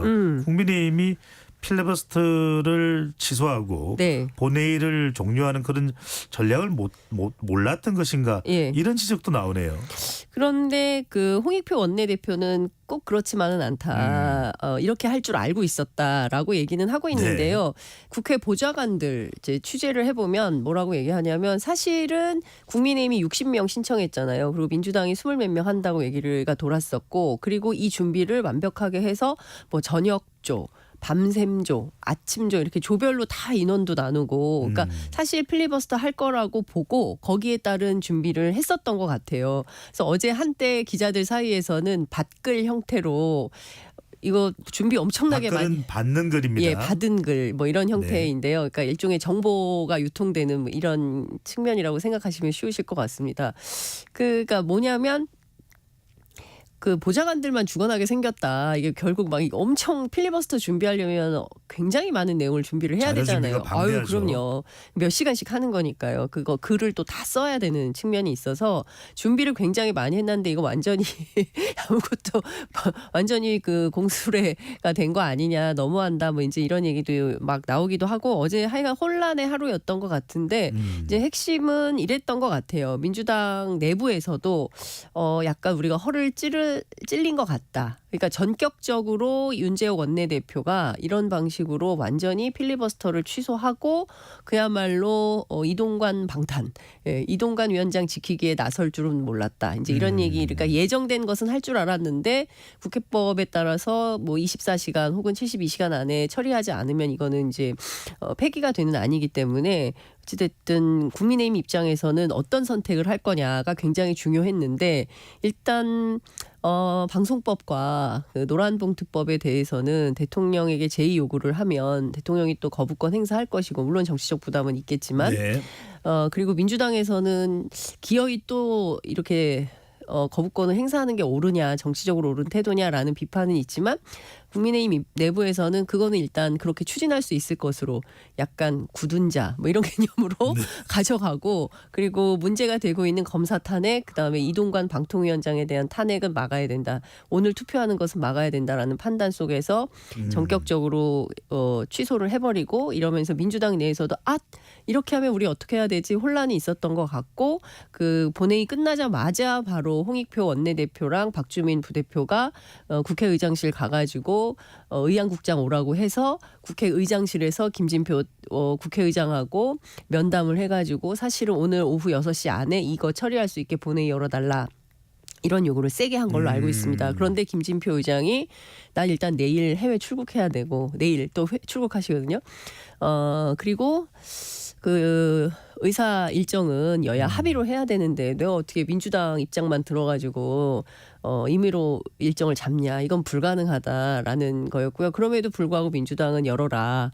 의장이 그것도 못하냐라고 요구를 했었던 것 같고 의장은 나는 못한다 뭐 이제 이랬던 것 같아요. 그래서 결론으로 말씀드리자면 여튼 이제 오늘 된다고 판단하기 어렵다라는 결론을 내리고 그냥 전격적으로 민주당 입장에서도 그러면 의안 취소를 해버리겠다라고 하고 또 의사국에서 이거는 그 보고가 되지 않았기 때문에 보고는 됐지만 상정이 되지 않았으므로 취소하고 재보고가 가능하다라는 판단을 들었어요. 그래서 국민의힘은 지금 여전히 반발하고 있고 법률적으로 위배된다. 이 절차에 대해서 문제 삼겠다라고 또 수기 과정이 들어가겠죠. 전략을 일사부재리를 놓고서 공방을 벌이는 거죠. 그렇죠. 막 이제 이렇게 이제 계속 왔다 갔다 하는 상황인 건데 어쨌든 민주당은 11월 30일, 12월 1일 이렇게 예정돼 있는 그 국회 본회의 일정에 다시 이동관 위원장 탄핵안을 상정을 하고 그리고 통과까지 시키겠다라는 입장이 아주 강력한 걸로 전해지고 있습니다. 네. 지금 이런 상황 속에서 윤재옥 원내대표, 국민의힘 원내대표가 전격 필리버스터를 취소하고 본회의를 종료시키면서 이동관 위원장을 살렸다. 네, 맞아요. 이런 평가를 받고 있는데 자 그럼에도 불구하고 이동관 지키기에 나선 국민의힘도 부담이 있을 거 아니겠습니까? 부담은 있죠. 네. 그렇지만 플러스 마이너스 했을 때 뭐가 더 정치적으로 좋으냐 이해득실을 따졌을 때 일단 이동관 살리기가 필요하다라고 판단을 한 것 같습니다. 왜냐하면 지금 잘 아시는 것처럼 방송통신위원회는 5인이 구성이 돼 있고요. 대통령 추천 2, 그다음에 국회 추천 3. 그래서 5명이서 합의제로 운영하는 중앙행정기관입니다. 모든 방송정책과 관련된 통신정책과 관련된 것을 뭐 규제도 하고 심의도 하고 결정도 하고 뭐 이런 기구인데요. 근데 기형적으로 지난 3월 30일 날 국회 의결을 마친 최민희 방통 상임위원에 대해서 대통령이 7개월 7일째 임명장을 안 줬잖아요. 그래서 계속 홀딩된 상태로 있었어요. 이 사이에 막 이렇게 변화가 있어서 이동관 위원장이 들어섰고 그리고 또 이상인 위원이 이제 대통령 추천으로 들어와서 최민희 의원은 임명장을 안 주고 그러니까 방통위가 2인 체제로 막 운영이 됐잖아요. 근데 2인 체제에서 뭐 여러 가지를 다 의결을 했어요. 이러다가 이제 나머지 뭐 지금 이진숙 전 MBC 기자 등에 대해서 또 여당 추천으로 방통위 상임위원으로 들어가야 되는데 민주당이 막고 있는 거잖아요. 일단 최민희 위원부터 먼저 처리를 해라. 그렇지 않으면 우리 다른 상임위원들 추천하지 않겠다. 통과시키지 않겠다. 막 이제 이런 옥신각신이 있었던 거 아닙니까? 그러니까 그런 차원에서 보면 방통위가 정상적인 운영이 계속 안 되고 있었던 거예요. 이제 그러다가 최민희 의원이 전격적으로 자진 사퇴를 했죠. 자진 사퇴를 하고 그리고 나서 민주당에서 이동관 방통위원장에 대한 탄핵안을 요구를 하고 그리고 발의를 하고 막 이렇게 되니까 이러다가 이제 실제로 해야 되는 역할대로 아무것도 못 하겠네. 그러면 예컨대 11월 30일 날 그 이동관 위원장이 탄핵안이 예컨대 이제 통과가 된다면 그러면 원래 하려고 했던 내용들이 다 안 되는 거예요. 그러면서 사실상 방통위는 이상인 부위원장 직무 대행 나 홀로 방통위가 되게 됩니다. 아무도 없어요. 혼자 해야 돼요. 1인 방통위원장 대행 체제가 되는 거죠. 그렇습니다. 왜냐하면 이제 탄핵이 되면 뭐 직무가 다 바로 그날로 정지가 되지 않습니까? 근데 이렇게 되면 아무것도 할 수 없는 상황이 돼요. 그런데 지금 당장 MBN 있지 않습니까? 종편 채널인데 MBN 재승인 유효 기간이 11월 30일이에요. 예. 근데 그때까지 재승인 의결이 안 되면 그 다음부터는 뭐가 되냐? 무허가 방송이 됩니다. 예, 불법 방송이 되는 상황이 되고요. 그다음에 연말까지 KBS 이텔레비전, MBC, 그다음에 SBS UHD, 지역 MBC, 지역 민방 86곳에 대한 재허가, 그리고 내년 상반기에 채널A, 연합뉴스TV 등에 대한 재승인 심사, 뭐 이런 등등의 일정들이 줄줄이 다 어렵게 될 가능성이 굉장히 높고요. 예컨대 이 와중에 어느 시민단체가 나서서 이거 불법 방송해도 되냐, 못하게 해야 되는 거 아니냐라고 고발을 하게 되면 방송 중단 위기도 생길 수 있다. 이런 가설도 언론 보도에서는 나오고 있습니다. 그럼 이거 왜 이렇게 난리냐, 방송 가지고. 내년 총선 때문에 그렇죠. 내년 총선을 앞두고 누가 어떤 목소리가 더 많이 반영될 거냐, 이제 이걸 가지고 여야가 사실상 힘겨루기를 하고 있는 거다, 이렇게 볼 수밖에 없는 것이고요. 정치적인 영향. 그렇습니다. 예. 선거에 끼치는 영향 굉장히 크죠. 네. 예, 미디어가 선거에 끼치는 영향은 굉장히 크기 때문에 최소한의 균형, 최소한의 기계적 균형이라도 맞추는 노력을 해야 된다. 이제 이것이 핵심 포인트인데 여하튼 지금까지 소위 이제 가짜뉴스 관련해서 이동관 위원장이 세웠던 여러 가지 정책들이 있는데 추진하려던 방송통신 정책에 브레이크가 걸릴 가능성이 높아졌다. 이런 분석이 나오고 있습니다. 자, 그러면 어쨌거나 이제 민주당에서 이 안에 대해서는 이제 의안을 취소를 한 것이고. 네, 의안 취소. 그럼 그거는 국회 사무처에서는 받아들여진 겁니까? 그렇죠. 받아들여진 거죠. 의안국에 가서 취소를 네. 했고 상정이 안 됐으므로 취소할 수 있다. 예, 이렇게 보고만 됐으므로 취소할 수 있다라고 해서 받아들였다는 보도가 지금 나오고 있고요. 그리고 만약에 이제 11월 30일 날, 그러니까 국민의힘은 이런 주장이에요. 같은 내용을 예컨대 완전히 다른 이동관 위원장의 또 완전히 다른 새로운 탄핵 사유가 있다면 모를까.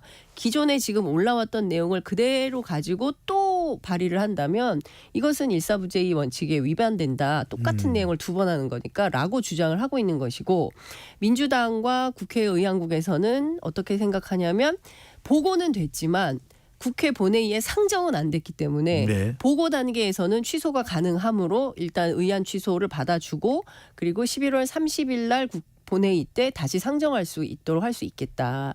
그래서 국민의힘에서는 어떤 주장을 하냐면 국회가 지금 민주당 편 드는 거 아닙니까? 라고 비판을 하고 있는 것입니다. 김진표 국회의장이 이제 더불어민주당 출신이긴 하지만 네. 국회의장은 당적이 없죠. 그렇습니다. 그리고 민주당 입장에서는 김진표 의장한테 서운한 게 많습니다. 예, 잘 편을 안 들어준다. 근데 국회의장이 누구 편 들면 안 되죠. 그렇죠. 자, 정치권에서는 이동관 위원장 탄핵 의결에 스텝이 꼬이면서 당초 12월로 미뤄졌던 네. 김건희 여사의 도이치모터스 주가 조작 의혹 사건에 대한 이른바 김건희 특검 발의 등이 더 빨라질 수 있다. 이런 진단도 전망도 나오고 있네요. 일단 특검 발의는 됐어요. 특검 발의는 이미 되어 있는 상태고 처리를 언제 할 거냐 이건데 당초 그 홍익표 원내대표가 취임 초기에 인터뷰를 했는데 이 인터뷰를 통해서 소위 이제 쌍특검, 그러니까 김건희 여사의 도이치모터스 주가 조작 의혹 사건에 관한 특검과 대장동 50억 클럽 있지 않습니까? 우리가 이제 시간이 됐으니까 이것도 까먹었는데 이것도 네. 있어요. 그래서 두 클럽 이른바 이제 쌍특검법을 23일 본회의에서 처리하겠다 이런 입장을 밝힌 바 있는데 제가 오늘 아침에 또 확인을 했거든요. 한다. 23일은 쌍특검 처리한다. 라는 게 분명한 입장입니다. 지금 뭐 그 국회에 산적한 법안들이 상당히 많이 있는데 원내 일당으로서 책임감 있게 강공 모드로 밀어붙인다. 이런 전략을 민주당이 세우고 있는 것 같고요. 이미 부의가 되어 있는 상황이기 때문에 이거 처리하는 것은 그렇게 뭐 어려운 일은 아닌 것 같습니다. 23일이 확실하고 그다음에 11월 30일 앞서 말씀드린 대로 요때는 이동관 탄핵 검사 두 검사에 대한 탄핵 요게 또 이제 그 처리가 되겠죠. 그러면 사실상 전국은 또 경색 국면으로 지난번에 어떤 기자가 쓴 것처럼 악수로 끝난 협치. 예, 이게 사실상 현실화되고 있다. 이렇게 봐야 될 것 같습니다. 윤석열 대통령이 지금 노란봉투법 또 방송 3법도 거부권 행사 가능성이 높다 이런 얘기가 나오는데 방금 전에 말씀하신 김건희 여사 주가 조작 의혹 특검 이른바 김건희 특검에 대해서도 거부권을 행사한다면 그럼 전국은 더 또 대결, 네. 경랑 속으로 또 빠져들겠네요. 그렇죠. 일단 이제 그 양곡관리법 거부했죠. 그다음에 간호법 네. 거부했죠.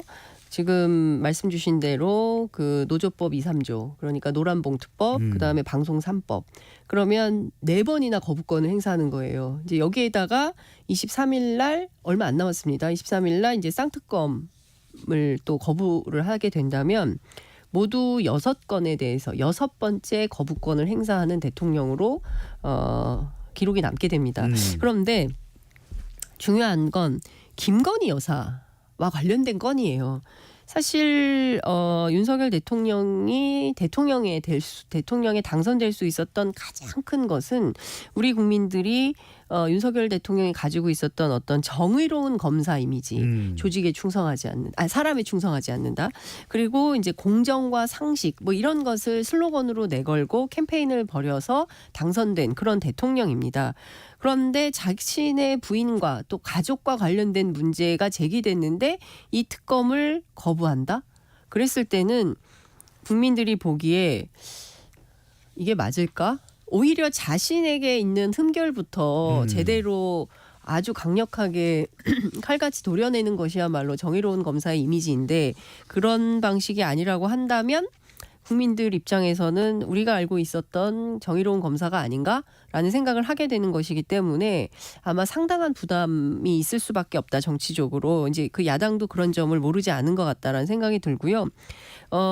지난 8일 한 여론조사 기관에서 이 김건희 여사 특검에 대한 공감 여부를 묻는 질문을 했는데요. 숫자를 말씀드리면 개요를 다 이야기를 해야 되는데. 공감한다는 의견이 상당히 높습니다. 네. 예, 공감한다는 의견이 상당히 높고 그리고 그 보수 성향이 강한 TK 지역, 네. 이 TK 지역에서도 매우 높다.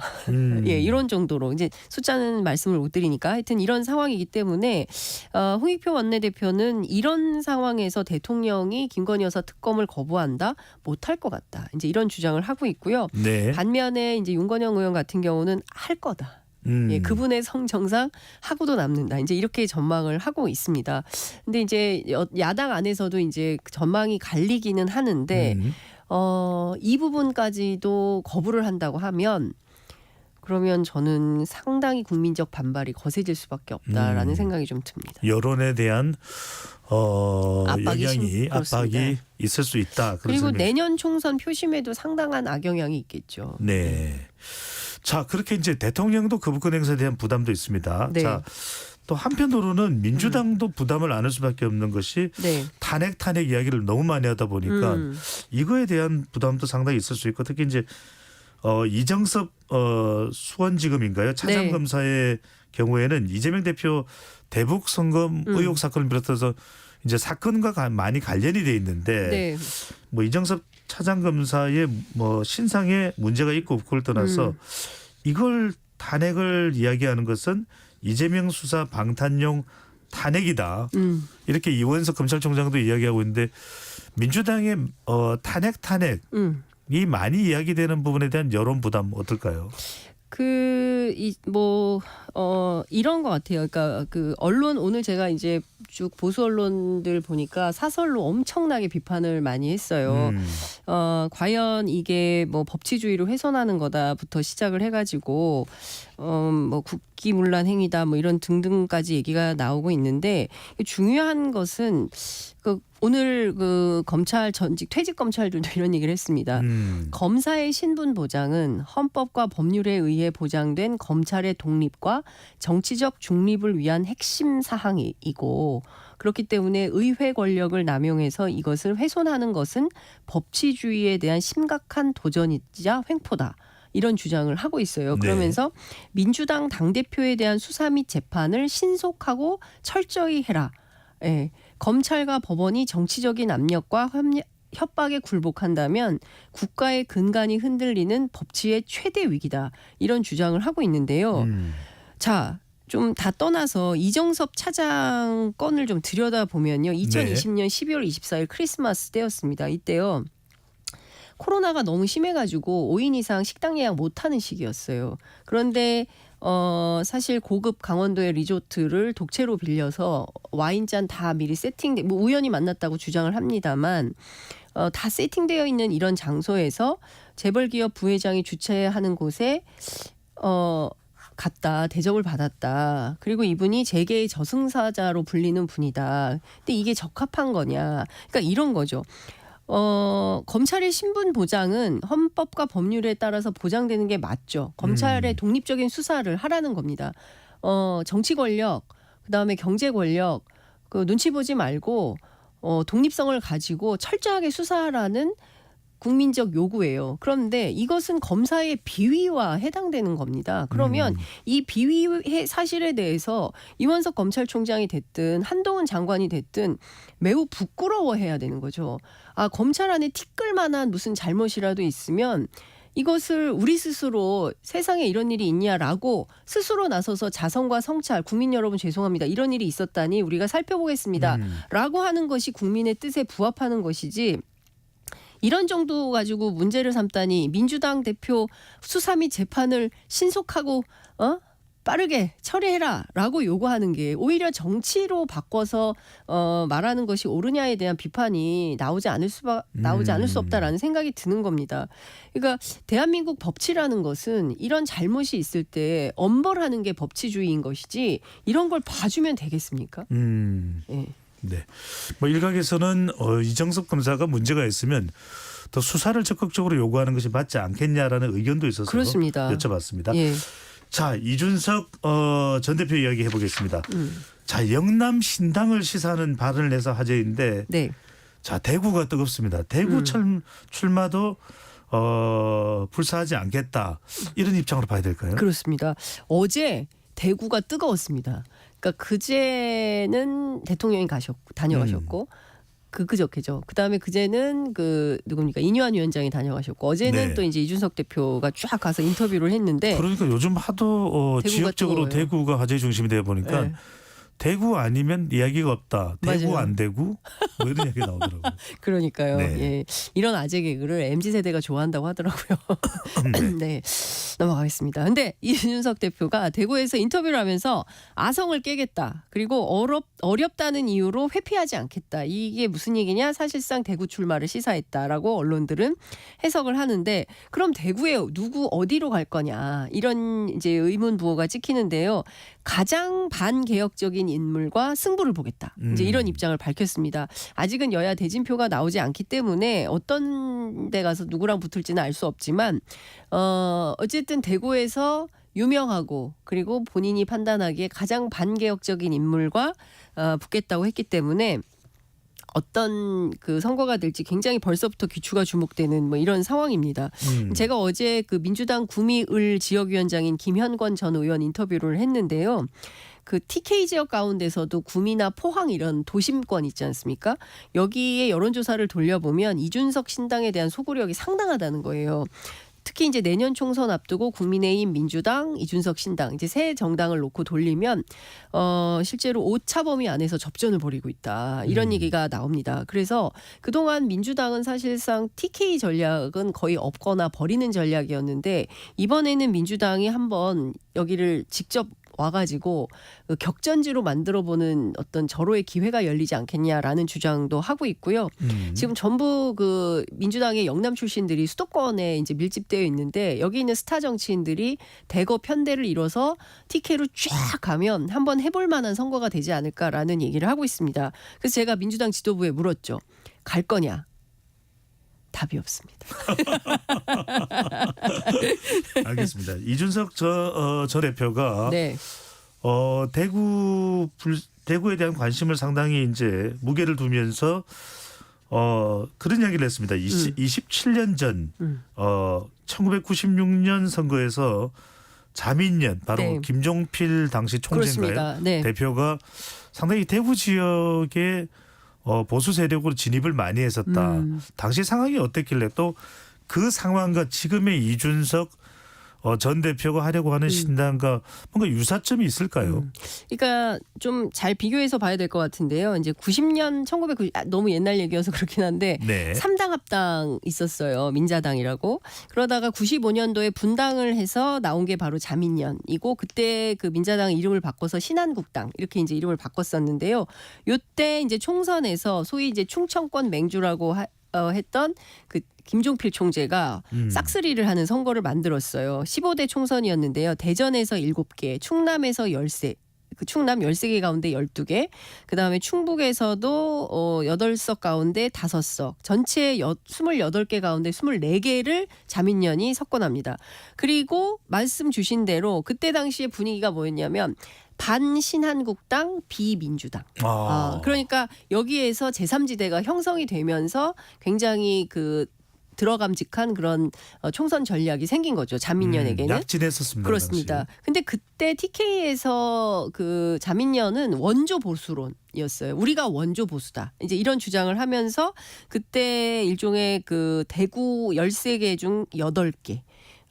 그러니까 그야말로 자민련의 녹색 광풍이 불었다. 이런 절반 평가를. 이상이네요. 그렇죠. 대구에서. 그렇죠. 그리고 근데 이제 경북에서는 별로 없었어요. 그러니까 경북에서는 신한국당이 이제 다수 차지를 했는데 여하튼 상당히 큰 돌풍을 이뤘던 뭐 이런 상황이라고 볼 수가 있을 것 같은데요.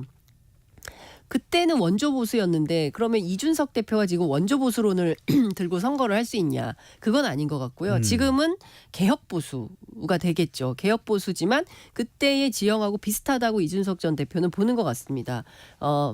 반 국민의힘, 비 더불어민주당 그 사이에 개혁보수라는 틈이 생긴다고 보는 것 같고 그 전략을 영남신당으로 돌파해보겠다라는 판단을 하는 것 같아요. 그런 차원에서 적극적으로 대구에 가서 대구 언론도 접촉하고 관계된 정치인들도 만나면서 가장 험지로 가겠다라는 거 아니겠습니까? 제일 반개혁적인 인사하고 붙겠다. 그리고 상식의 복원과 함께 이제는 정상적인 사람들과 정치를 하고 싶다라고 얘기를 하는 걸 보면 이제 국민의힘을 향해서 비정상적이라고 규정을 하는 것하고 같잖아요. 그렇기 때문에 아마도 내년 총선 앞두고 이 겨울이 지금 굉장히 추워졌는데 대구부터 굉장히 뜨거운 정치 열풍이 불 것 같습니다. 네.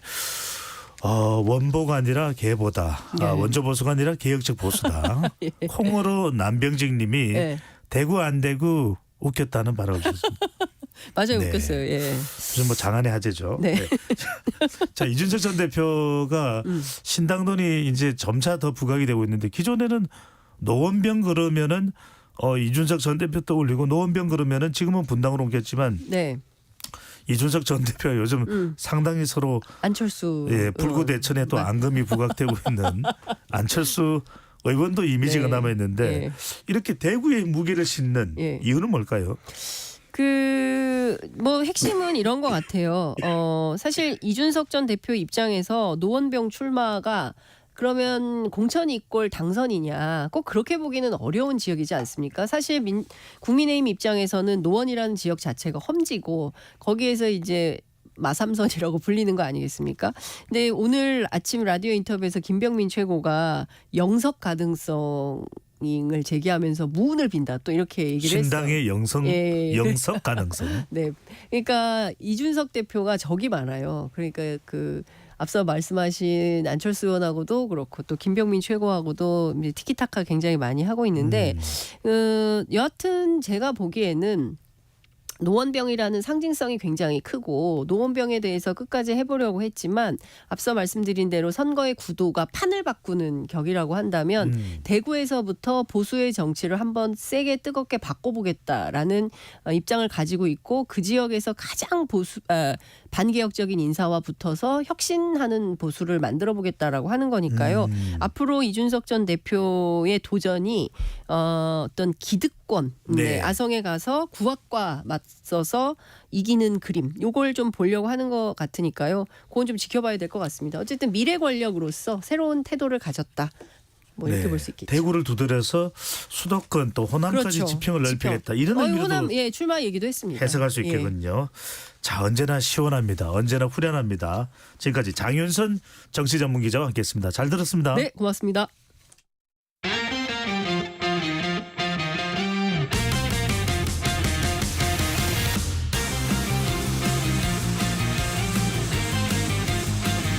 한 주간의 스포츠 소식 KBS 스포츠국 정현호 PD와 함께합니다. 어서 오세요. 네, 안녕하십니까. 네, 요즘 이 코너가 사실은 우리 한 주간의 마지막 코너인데 네네. 날이 갈수록 인기가 높아집니다. 아유, 감사합니다. 그 비결은 어디에 있다고 보십니까? 뭐 진행자께서 진행을 잘 해주시니. 아니 무슨 뭐 청취자분들께서 제가 뭐 다들 나오시는 출연자분들에게 겁을 주는 줄 아실 거예요. 네, 절대 그런 사람 아니고 맞습니다. 너무 순둥순둥한 진행자. 맞습니다. 배정찬입니다. 자, 프로야구 소식부터 알아보겠습니다. 오늘 또 어디서 진행한다는 반가운 소식까지 네. 들어와 있던데 자. 네. 1대1입니다. 네. 23년 만에 우승을 노린 LG인가요? 네. 자, KT 1차전, 2차전. 자, 또 1, 2차전까지 뭐 전개됐던 상황도 먼저 좀 정리해 주시죠. 우선 1승 1패죠. 1차전 같은 경우는 사실은 LG의 수비가 굉장히 좋았는데 이 상황에서 문상철 선수가 사실 그전에 3중살 플레이를 당하면서 조금 찬물을 끼얹은 상태였는데 본인이 결자해지를 하듯 결승타를 쳐냈고 9회입니다. 맞습니다. 그리고 2차전에서는 선발이었던 LG 선발 최원태가 굉장히 상태가 좋지 않았는데 염경엽 감독이 빠르게 교체를 가져가면서 그런 판단력이 좀 빛을 발했던 경기였던 것 같고 그러다 보니까 오늘 3차전이 1승 1패 상태여서 네. 굉장히 좀 관심이 갈 수밖에 없습니다. 역대 한국 시리즈가 1승 1패인 상황에서 3차전을 가져가는 팀이 80%가 넘는 승률을 자랑을 하고 있습니다. 그렇기 때문에 오늘 경기를 이기는 팀이 우승할 확률이 굉장히 높다. 이렇게 재미있는 경기를 제가 이제 감사하게도 입중계를 하러 현장에 갈 수 있는 기회를 받아서 그러니까요. 유튜브를 통해서 중계를 해드릴 예정입니다. 야구 네. 잡설 페이지니까 많은 시청 부탁드리겠습니다. 그 이야기 잠깐 있다가 또 더 자세하게 좀 여쭤보고요. 네. 자, 3차전 선발 예고를 보면 KT는 벤자민 선수, 네. LG는 또 임찬규 선수입니다. LG에 또 LG에서 오랫동안 선수 생활 지금 하고 있죠. 임창규 네. 선수인데 자 오늘 경기는 선발 대결은 어떻게 보십니까? 선발 매치업만 보면 KT가 굉장히 좀 유리해요. 기본적으로 벤자민 선수가 좋은 투수기도 하지만 LG한테 제일 강했어요. 정규 시즌 성적을 보면은 5경기에 나섰는데 4승 무패고요. 평균 자책점이 무려 0.84. 그러니까 9이닝 던졌을 때 거의 한 점도 안 준다라는 얘기입니다. LG 저격수네요. 맞습니다. 그러니까 보면은 5월 16일 6이닝 무실점, 7월 5일 5이닝 2실점, 10월 25일에는 8이닝 무실점. 계속 그냥 대부분이 무실점이 많거든요. 이런 상황인데 반대로 임창규 선수 같은 경우는 KT전에서 약해요. 올 시즌에 이제 4번 나와서 3번 선발 중에 1승 1패 평균 자책점이 6.61입니다. 그러니까 이제 이 선발 매치업만 놓고 보면은 누가 봐도 KT가 유리한 상황인데 사실 정규리그에서는 이랬고요. 가을 야구에서는 아무것도 알 수가 없습니다. 단기 승부는 알 수 없죠. 맞습니다. 단적으로 2차전 때 이 쿠에바스랑 장성호가 KT의 배터리를 가져갔거든요. 이 두 선수가 나왔을 때 도루 저지를 한 번도 못했어요. 정규리그에서. 그런데 LG에서 가장 빠른 선수인 신민재를 도루를 잡아냈단 말이죠. 이런 걸 보면은 진짜 이 데이터라는 것은 그냥 참고일 뿐이고 중요한 것은 초반 페이스. 이 두 선수들의 오늘 컨디션이 가장 중요하다고 볼 수 있겠습니다. 자 오늘 경기 이렇게 중요한데 자 바로 여기에 정현호 PD가 나왔습니다. KBS 스포츠 유튜브 야구 잡설 인기 진행자 지금 뭐 조회수도 상당하시죠? 감사합니다. 네. 자 팬들도 많은데 자 3차전 생중계 이 생중계를 보려면 들으려면 어떻게 해야 됩니까? 일단은 지상파에서 저희 이제 KBS ETV에서 화면과 함께하는 중계 방송을 보실 수 있고 이제 또 약간 좀 더 그 편한 느낌의 중계를 보고 싶다 하면은 유튜브에 야구 잡설을 검색하시면은 저랑 이제 같이 진행을 한 정현재 PD가 입중계를 현장에서 할 예정이거든요. 마침 이제 저희 같이 했었던 이 광고주분들이 공교롭게 KT랑 LG 팬입니다. 그래서 두 분을 모셔놓고 한번 약간 그 팬덤과 함께하는 중계는 어떨까라는 생각도 들어서 다양한 준비를 좀 하고 있습니다. 그러니까요. KBS TV로 보시다가 또 중간중간 계속 또 우리 유튜브 야구 잡설을 확인해 주시면 더 맛깔나게 LG와 KT 경기 보시는 거 아닌가 감사합니다. 이런 생각이 듭니다. 자 이번에는 이야기 안 할 수가 없네요. 어썸 킴 바로 김하성 선수 이야기입니다. 샌디에이고 파드레스의 정말 한국인 정말 맹활약을 한 김하성 선수인데요. MLB 골든글러브가 아닙니다. 골드글러브입니다. 정확합니다. 골드글러브라는 거는 수비만 봅니다. 우리나라의 골든글러브는 이제 수비 타격 전반적인 지표를 본다면은 골드글러브는 말 그대로 수비 수치만 보고 이제 수상을 하는데 내셔널리그 2루수 부문, 유틸리티 플레이어 부문 두 군데 모두 노미네이트가 됐으나 2루수 부문은 시카고 컵스의 니코 호너 선수가 이제 가져갔고 유틸리티 부분에서 수상을 했습니다. 이렇게 되면서 이제 그 메이저리그 그동안의 아시아 선수 중에서는 스즈키 이치로가 유일했어요. 외야수예요. 그것도 외야수였기 때문에 이렇게 내야수 선수가 골드글러브를 타는 것은 아시아를 통틀어서 봐도 김하성 선수가 처음이다. 이렇게 볼 수 있을 것 같고 이번 시즌에 사실은 세 포지션에서 출전한 경험이 있어요. 2루수, 3루수, 유격수. 그런데 이 세 포지션에서 모두 평균 이상의 수비 수치를 기록을 했기 때문에 아마 이 유틸리티 부문에서도 좋은 점수를 받은 것 같습니다. 그러니까요. 여러 개의 수비를 정말 빼어나게 잘해서 이제 유틸리티가 된 건데 맞습니다. 이렇게 되면 김하성 선수 지금 샌디에이고 파드레스와 대박 계약이 네, 가능할 것 같기도 한 게 가능할 수 있다 이렇게 봐야 되겠네요. 내후년에 만료지만 내년에 이 페이스대로면 더 몸값이 치솟기 전에 샌디에이고 연장 계약을 체결할 가능성도 있고 네. 이렇게 되면서 신난 게 이정우 선수예요.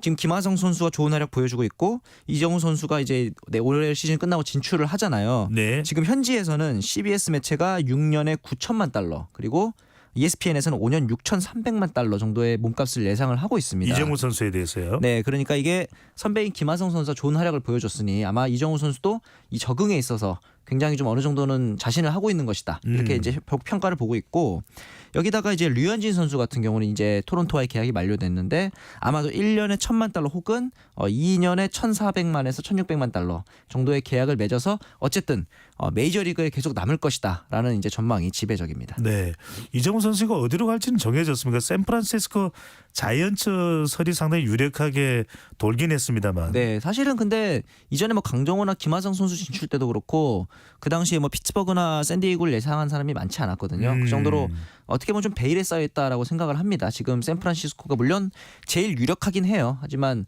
막상 결과가 나올 때까지는 확신을 할 수는 없는 것 같습니다. 네, 바람의 아들이 아니라 바람의 손자인가요? 그렇습니다. 네, 이정우 선수인데 조금 궁금해서 이것도 여쭤봅니다. 네. 이 김하성 선수나 이정우 선수가 같은 팀 출신이죠. 키움 히어로즈 출신이죠. 유독 여기서 우리 홈런 잘 치기로 또 잘 알려져 있는 박병호 선수도 그렇고. 네, 그렇죠. 박병호 선수도 미국에 진출했는데 유독 네. 이 팀에서 미국 진출 선수가 많이 나오는 배경은 뭘까요? 저는 키움이 약속의 땅이라고 봐요. 그냥 기본적으로 해외 진출을 잘 시켜주는 구단이기도 하고 네. 그만큼 젊을 때부터 어린 선수들한테 실력만 있으면 내가 언제든지 기회를 받아서 진출할 수 있다는 동기부여가 확실하게 되다 보니까 젊은 선수들이 약간 경쟁을 통해서 기회를 쟁취하는 그런 경향도 많은 것 같습니다. 네, 이정우 선수 이제 국내 무대에서 미국으로 갈 텐데 멋진 활약도 기대를 해보겠습니다. 네. 자, 프로축구로 가보겠습니다. 포항 스틸러스가 지난 4일 전북 현대를 꺾고 FA컵 우승을 차지했네요. 맞습니다. 4대2로 승리를 했는데 초반 이제 후반 중반까지도 2대1로 끌려가다가 막판에 이제 3골을 득점을 했단 말이죠. 그러면서 이제 포항 같은 경우는 2013년에 사실은 전북을 꺾고 우승한 경험이 있어요. 그래서 네. 10년 만에 전북은 서력을 노렸는데 다시 한번 제압에 성공을 했고 이로써 포항이 통산 FA컵 우승 횟수가 5번이 됐고 이 5번이 K리그에서 FA컵 최다 우승 1위입니다. 그러니까 이제 가장 FA컵을 많이 우승한 구단이 된 거고 하필이면 또 포항이 창단 50주년이었어요 이번 시즌에. 그렇기 때문에 또 의미가 있을 것 같고 좀 재밌는 게 이 포항에서 가장 그 요즘 핫한 선수가 아니라 감독입니다. 이 김기동 감독인데 포항 프랜차이즈 출신이거든요. 그런데 이 김기동 감독의 아들인 김준호 선수가 지금 포항에서 뛰고 있어요. 와. 그러니까 한국 프로축구 역사상 처음으로 부자가 한 팀에서 뛰는 것 자체도 처음인데 네. 여기다가 이 부자가 힘을 합쳐서 우승컵을 들어올렸다는 것 자체가 굉장히 좀 의미 있는 기록이 될 것 같습니다. 네, 지금 뭐 포항은 잔치불잉입니다. 맞습니다. 아시아 축구연맹 챔피언스 리그에서 네. 일본의 우라와를 꺾고 16강 진출도 확정을 지었는데 네. 이거 여쭤볼게요. 네. 포항하면은 저는 이제 실제 만나보기도 했었고 최순호 선수 정말 레전드 아니겠습니까? 그렇죠. 그런데 이렇게 포항이 최근에 전북현대나 또 울산 현대보다 맞습니다. 더 이렇게 좀 약진하는 배경 그건 어디에 있다고 봐야 될까요? 사실은 그 전까지는 포항이 말씀하신 것처럼 전북이나 울산에 좀 뒤처지는 느낌이 있었는데 김기동 감독 부임 이후로 굉장히 좀 팀이 탄탄해졌다라는 평을 많이 받고 있어요. 네. 전술 자체가 굉장히 다양합니다. 어떻게 보면 포항이 선수 자원이라든가 이런 것들이 좀 한정된 편인데 그럼에도 불구하고 이 강자들의 독주를 좀 제재하는 데 있어서 김기동 감독의 전술이 굉장히 다양하고 좀 탁월한 측면이 있다라는 평가가 많아서 여전히 좀 주가가 높은 김기동 감독이 될 것 같습니다. 김기동 감독이니까 기동력이 좋아진 걸까요? 실제로 플레이 스타일이 약간 기동력을 중시하긴 해요. 네. 그래서 별명 이름 따라 간다 뭐 그런 얘기도 있고 그렇습니다. 정현우 PD도 웃네요. 자, 이번 주말 네. 정말 손에 땀을 질 수밖에 없는 흥미로운 대결이 있습니다. 바로 잉글랜드 프리미어 리그 손황의 대결입니다. 아하. 바로 손흥민 선수의 토트넘과 울버햄튼의 황희찬 선수가 맞대결을 펼치는데 네. 지난 경기는 두 선수 모두 좀 아쉬웠어요. 그렇죠. 손흥민 같은 경우는 네. 뭐 팀이 워낙 좀 2명이나 퇴장당하면서 어려운 상황이었고 황희찬 선수도 약간 주춤하긴 했습니다만 이번 시즌 황희찬 선수의 결정력 우리나라 한국 축구하면 항상 골 결정력 아쉽다 이런 얘기를 하는데 이번 시즌 슈팅을 12개 했는데 그중에 5개가 득점이 됐습니다. 지금 이 프리미어리그 전체에서 가장 높은 슈팅 대비 득점률을 황희찬 선수가 기록을 하고 있단 말이죠. 대단해요. 그렇죠. 그리고 손흥민도 만만치 않습니다. 지금 프리미어리그 이번에 7라운드 리버풀전에서 득점하면서 통산 200호 골을 기록을 했단 말이죠.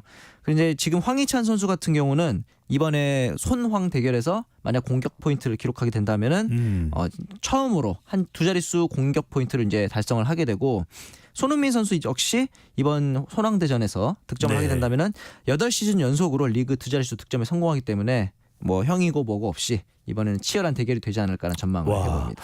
정현우 PD께 이거 여쭤보지 않을 수 없는 게 지난번 황희찬 선수가 뉴캐슬 경기에서 상당히 심판의 그 오심미 아니겠습니까? 네. 그래서 앤서니 테일러 감독이 2부 리그로 챔스 리그로 이제 강등이 됐는데 손흥민 선수 경기도 보면은 그 경기에서 그 경기가 어디와의 경기였나요? 저게 첼시와의 경기였죠. 네네, 퇴장당했었던. 아니 2명의 선수나 퇴장시키고 맞습니다. 여러 가지로 그 심판에 대한 지적이 나오는데 그 심판은 어떻게 강등 안 되나요? 그러니까 이게 누적이 된다면 아까 말씀하신 앤서니 테일러 케이스처럼 강등이 될 수도 있겠지만은 최근에는 뭐 VAR이라든가 이런 심판들의 오심을 만회하기 위한 장치들이 많이 있을 텐데 이런 부분들을 좀 더 잘 보는 게 정답이 아닐까 싶긴 하고 앞서 말씀하신 첼시전이 현재에서 좀 화제인 게 2명이나 퇴장당한 상태에서 이 토트넘의 엔제 포스테코글루 감독이 라인을 절대 내리지 않고 맞불 작전을 폈단 말이에요. 제가 그 경기를 새벽 5시에 일어나서 봤는데 볼만했습니다. 그래서 이른바 닭공이죠. 닥치고 공격하는 그 모습을 보였는데 특별한 그 이유 감독 전략 스타일이라고 봐야 될까요? 네, 그렇죠. 전략 스타일인데 이러면서 지금 오히려 현지에서는 첼시의 감독이 지금 약간 물매를 맞고 있고 포스테코글루 감독은 오히려 주가가 상승하고 있어서 오늘 내일 열릴 이 손황대전에서 토트넘 같은 경우는 최근에 반더펜 선수가 부상을 당하면서 약간 기우뚱할 수 있는 상황이었음에도 불구하고 팀 분위기는 굉장히 상승세라는 얘기가 있습니다. 그렇군요. 토트넘의 김민재라고 불리는 반더펜 선수. 네, 다행히 큰 부상은 아니라고 하고요. 다행입니다. 내일 손황전이 벌어지죠. 맞습니다. 마지막으로 짧게 이 프로농구 소식입니다. 원주 DB가 개막 7연승 질주를 하고 있는데 오늘 정관장과의 경기에서는 8연승 달성 가능할까요? 확률이 높아 보이는 게 정관장과의 경기에서도 중요한 게 포스트업 싸움인데 김주성 감독이 이번 시즌 부임하면서 골 밑에서 굉장히 세밀하게 지도를 하는 것으로 좀 유명합니다. 그러면서 경기당 득점 그리고 3점슛 성공률까지 모두 1위를 달릴 정도로 센터진 공격진의 높이가 굉장히 개선된 게 좋은 효과가 있어서 이번 8연승을 약간 향한 도전도 좀 그렇게 어려워 보이진 않는데 이럴 때일수록 또 항상 약간 분위기를 다잡는 게 중요하기 때문에 좀 일요일 날 열리는 경기거든요. 토요일 날은 손황대전 보시고 일요일 날은 DB의 8연승 도전 보시는 것도 재밌을 것 같습니다. 참 이게 재밌는데 지금 정관장의 김주성 감독 말씀하셨는데 원래는 원주의 레전드 스타 아닙니까? 그렇죠. 이제 DB 감독으로 지금 부임을 해 있는 상태죠.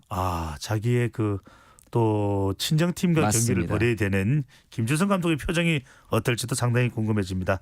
자, 오늘 말씀 여기까지 듣겠습니다. KBS 스포츠국 정현호 PD와 함께했습니다. 말씀 잘 들었습니다. 감사합니다. 네, 배종찬의 시사본부 오늘 준비한 소식은 여기까지입니다. 스포츠로 주말에는 좀 기분 전환하시는 것도 어떨까라는 생각이 듭니다. 주말에 더 추워진다니까요. 옷 두껍게 입고 감기 걸리지 않도록 조심하시고요. 저는 주말 잘 보내시고 저는 다음 주 월요일 다시 돌아오겠습니다. 고맙습니다.